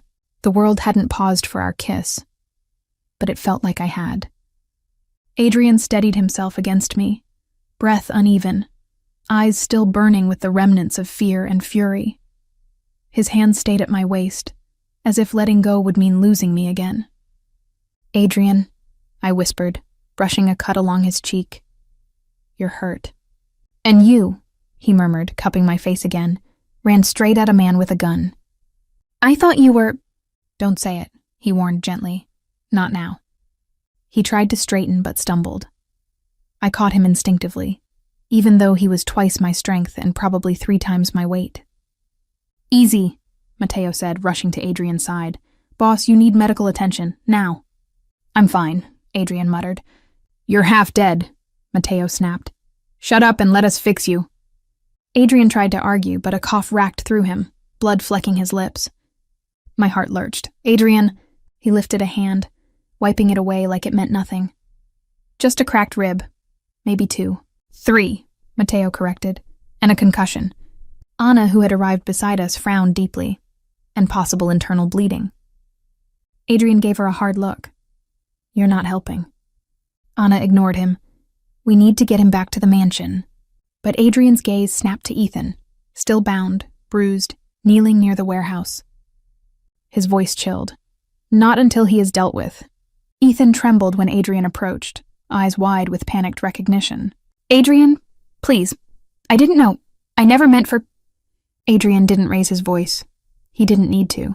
You worked with Viscari, he said quietly. You fed them information. You offered them leverage. You gave them her. Ethan's eyes darted to me. Lila, baby, you know me. You know I would never... Stop, I snapped. The sharpness in my tone surprised even me. Ethan froze. You don't get to say my name. You don't get to call me anything. He looked shattered as the realization struck him only now, after everything. Lila, he said softly, you don't understand. I thought if I gave them what they wanted, they'd leave us alone. I thought... Us? I said bitterly. There was never an us. You beat me. You left me to die. You used me. Ethan flinched. Adrian stepped between us, shielding me instinctively.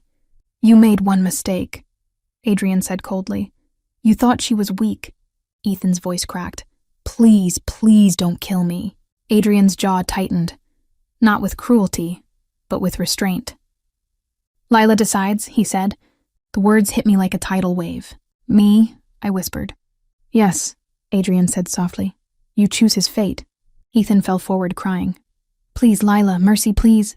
I swallowed and stepped around Adrian to face the man I once married. I will not kill you, I said. Ethan sobbed in relief. But I will never forgive you. His shoulders sagged. And you will never see me again. His eyes widened. You can't. I can, I said calmly, and I will. I glanced at Mateo. Cut him loose. Send him out of the city. Permanently. Mateo nodded. Adrian watched me with something like awe. Not pride, not satisfied. Something deeper. Something softer. The moment Ethan was dragged away, Adrian turned back to me, swaying on his feet. The adrenaline holding him upright was fading. His knees buckled. Adrian! I lunged to catch him. Mateo grabbed his other side. He sagged between us, eyes closing, breath shallow. I'm okay, he muttered. You're not, I said fiercely. You're barely standing. His eyes opened halfway, finding mine, locking onto me through blurred vision. But you're safe, he whispered. My throat tightened. That's all that matters. His hand lifted weakly and brushed my cheek before falling limp. Adrian, I breathed. Adrian! Anna rushed over. He's losing consciousness. Get him to the car. Mateo lifted Adrian as if he weighed nothing. Move, he barked.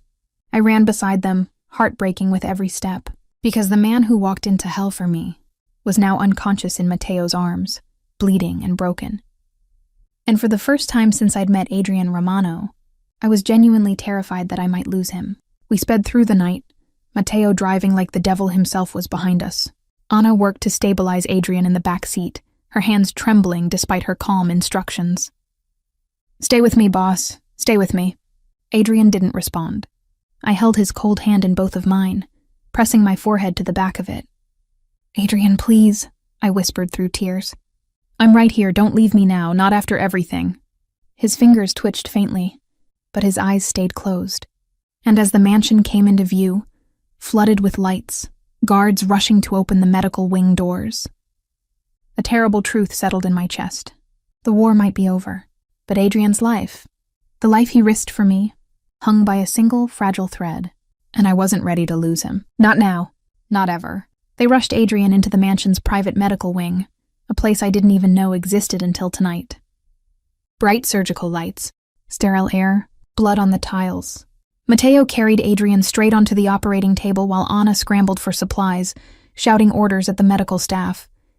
Adrian kept on retainer.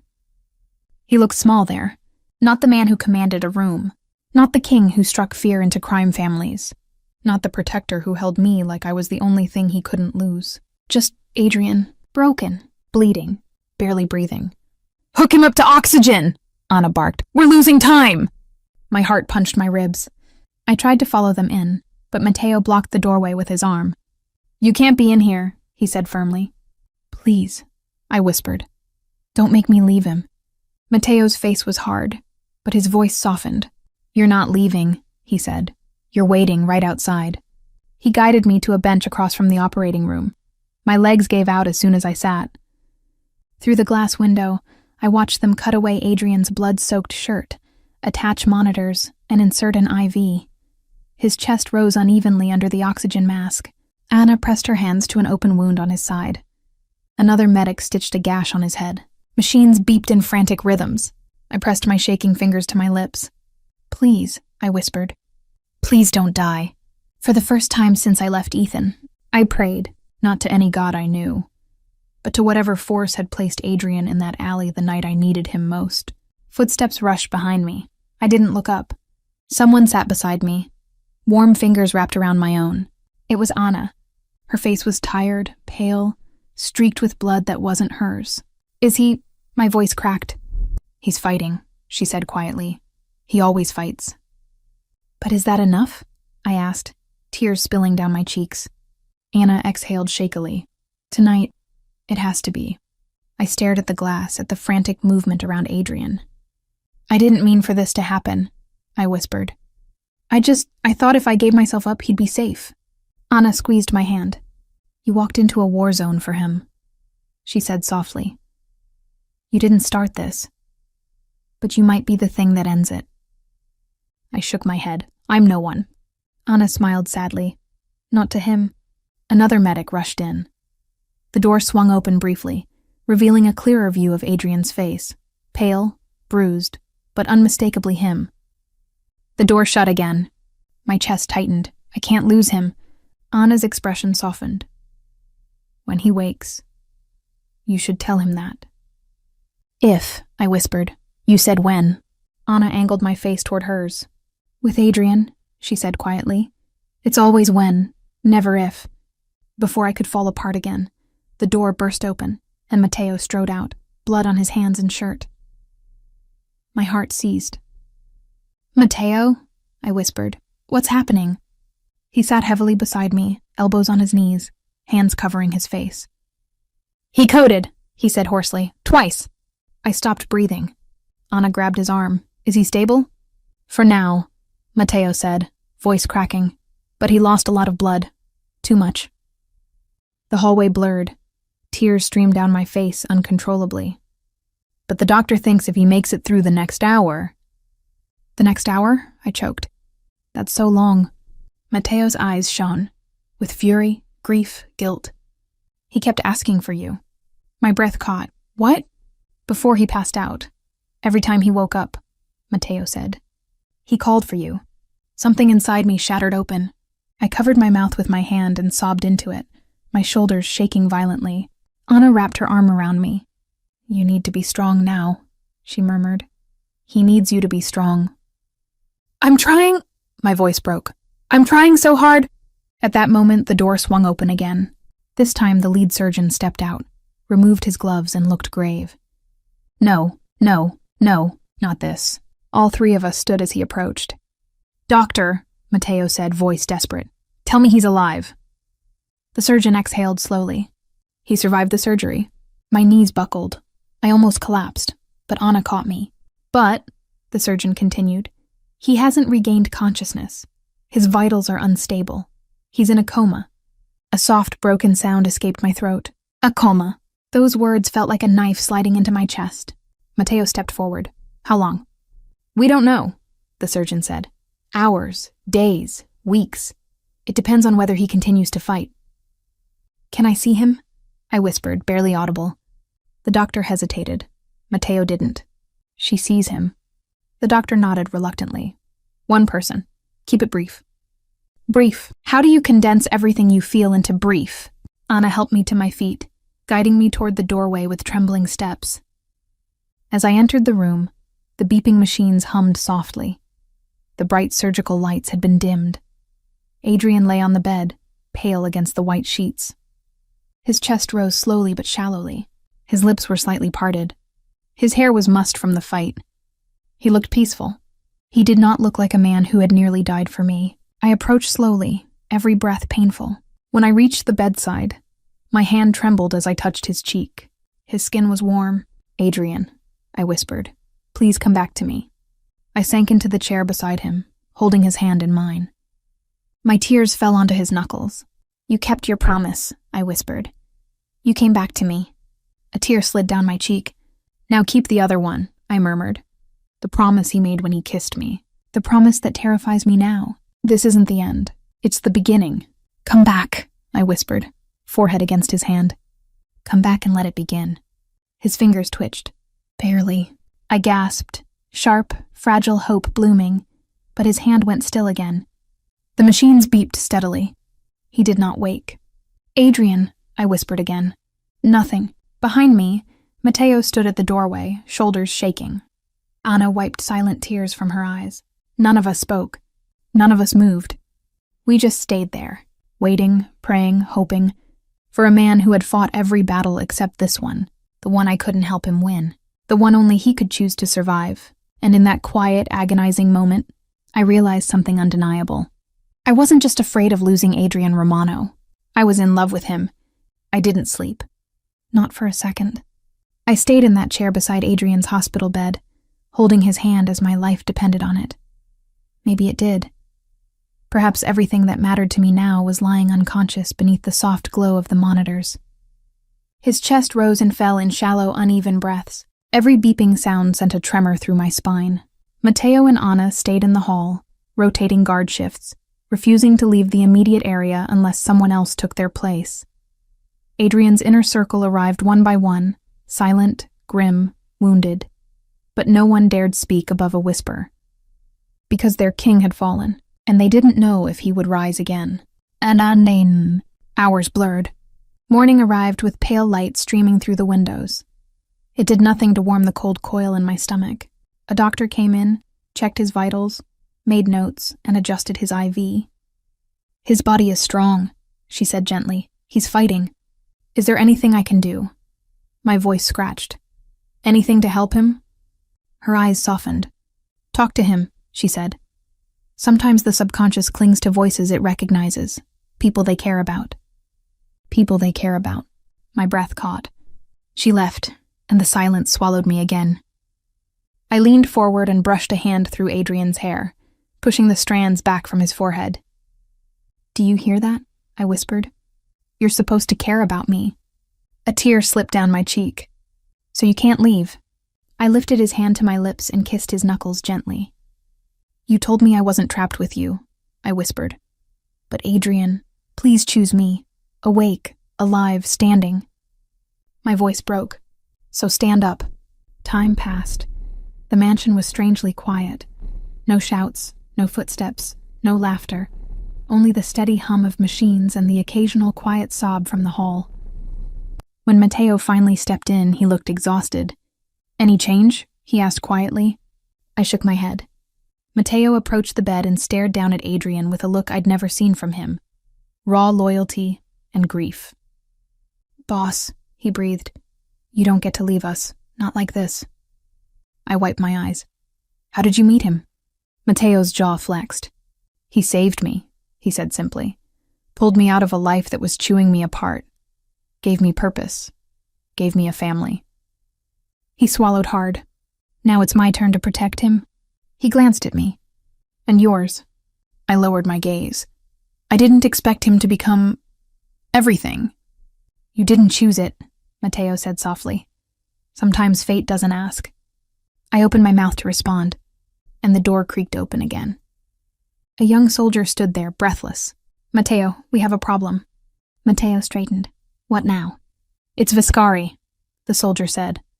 "The capo you killed had brothers. They're gathering forces. They think Adrian's death is inevitable, and they want to strike before we reorganize."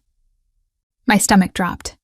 "Death?" I whispered. "He's not—" The soldier raised a hand quickly. No, sorry. Poor phrasing. They think he won't wake up soon enough to stop them. They want revenge." Mateo cursed under his breath. "When?" "Tonight." Anna entered behind him, face pale. "What do we do?" Mateo rubbed a hand over his face. "We prepare. We call every ally we have, secure the mansion perimeter, activate all contingency defenses." "And Adrian?" Anna asked. Mateo's gaze flicked toward the bed. "He'd want us to fight." "No," I said suddenly. Both of them stared at me. "No fighting," I repeated, standing slowly. "No more blood. No more escalation."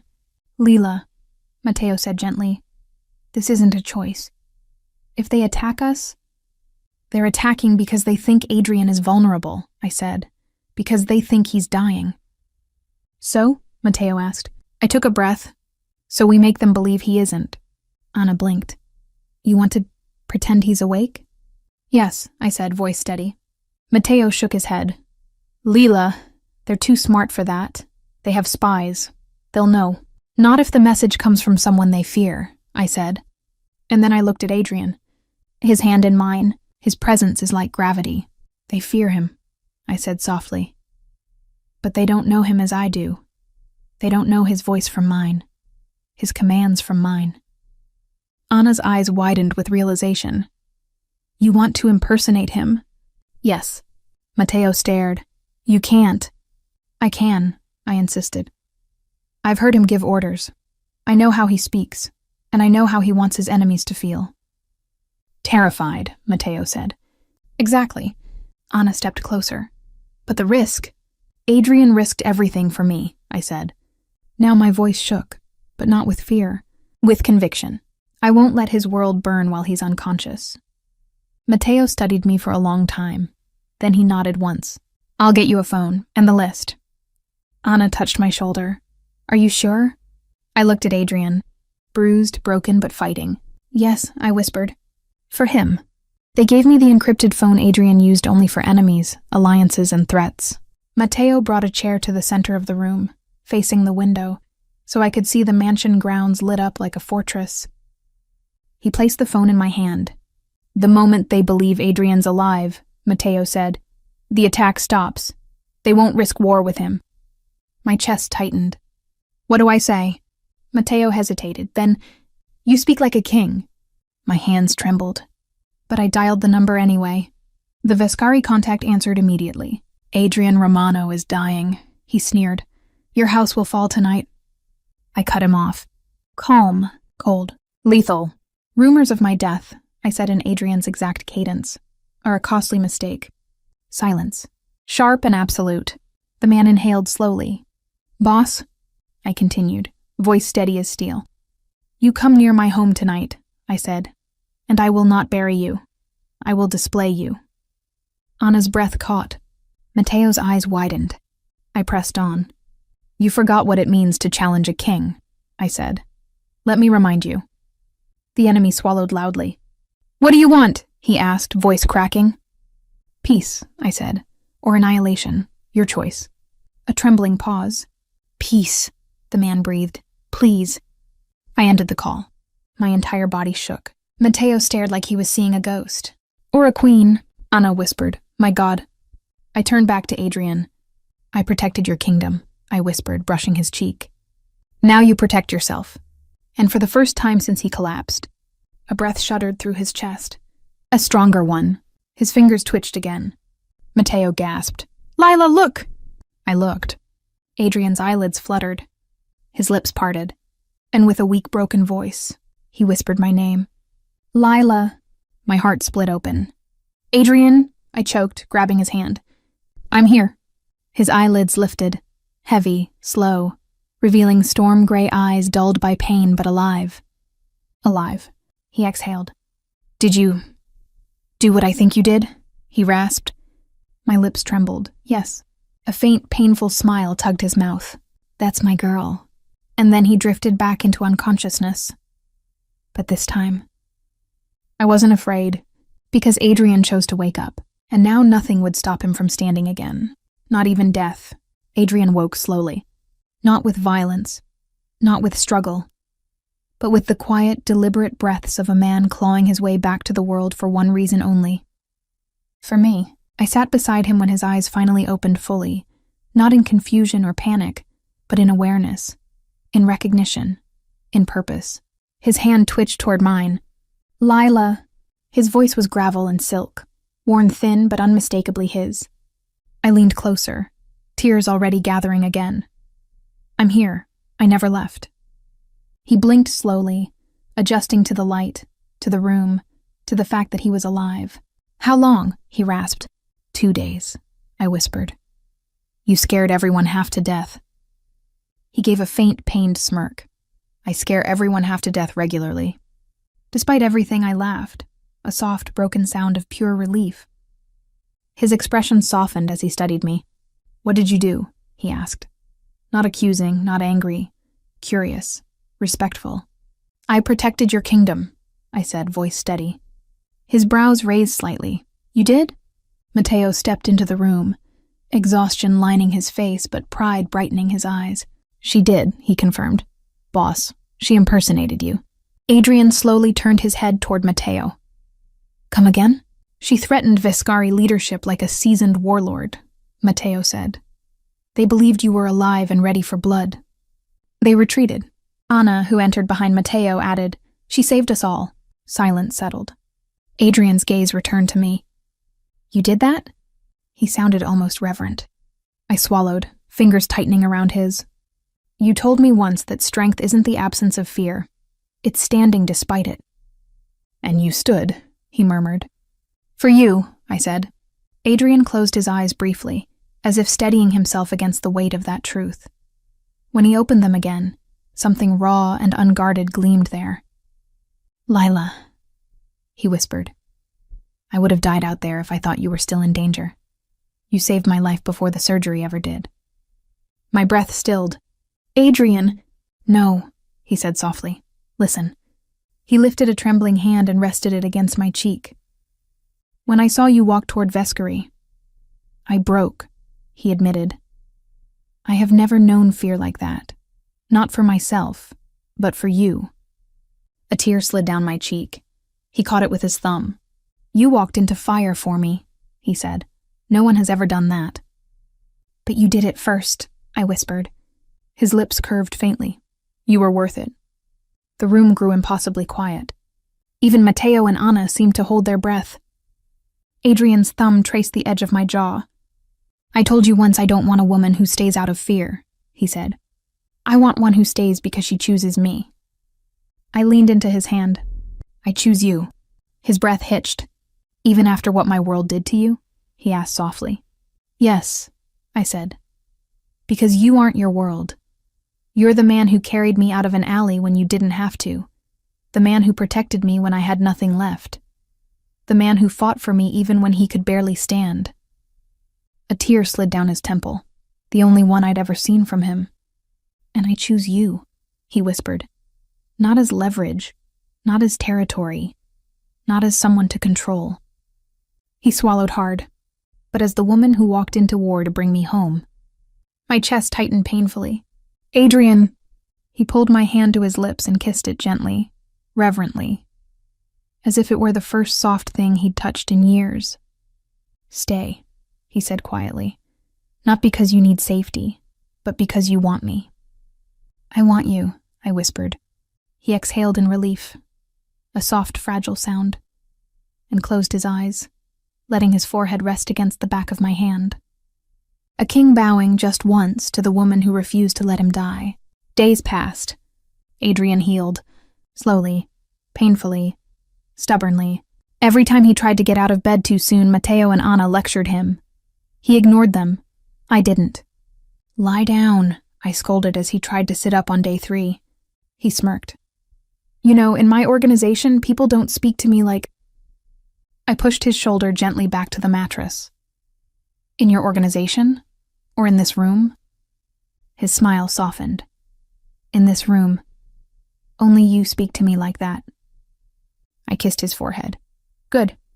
By the end of the week, he was strong enough to walk the halls with a heavy arm around my shoulders for support.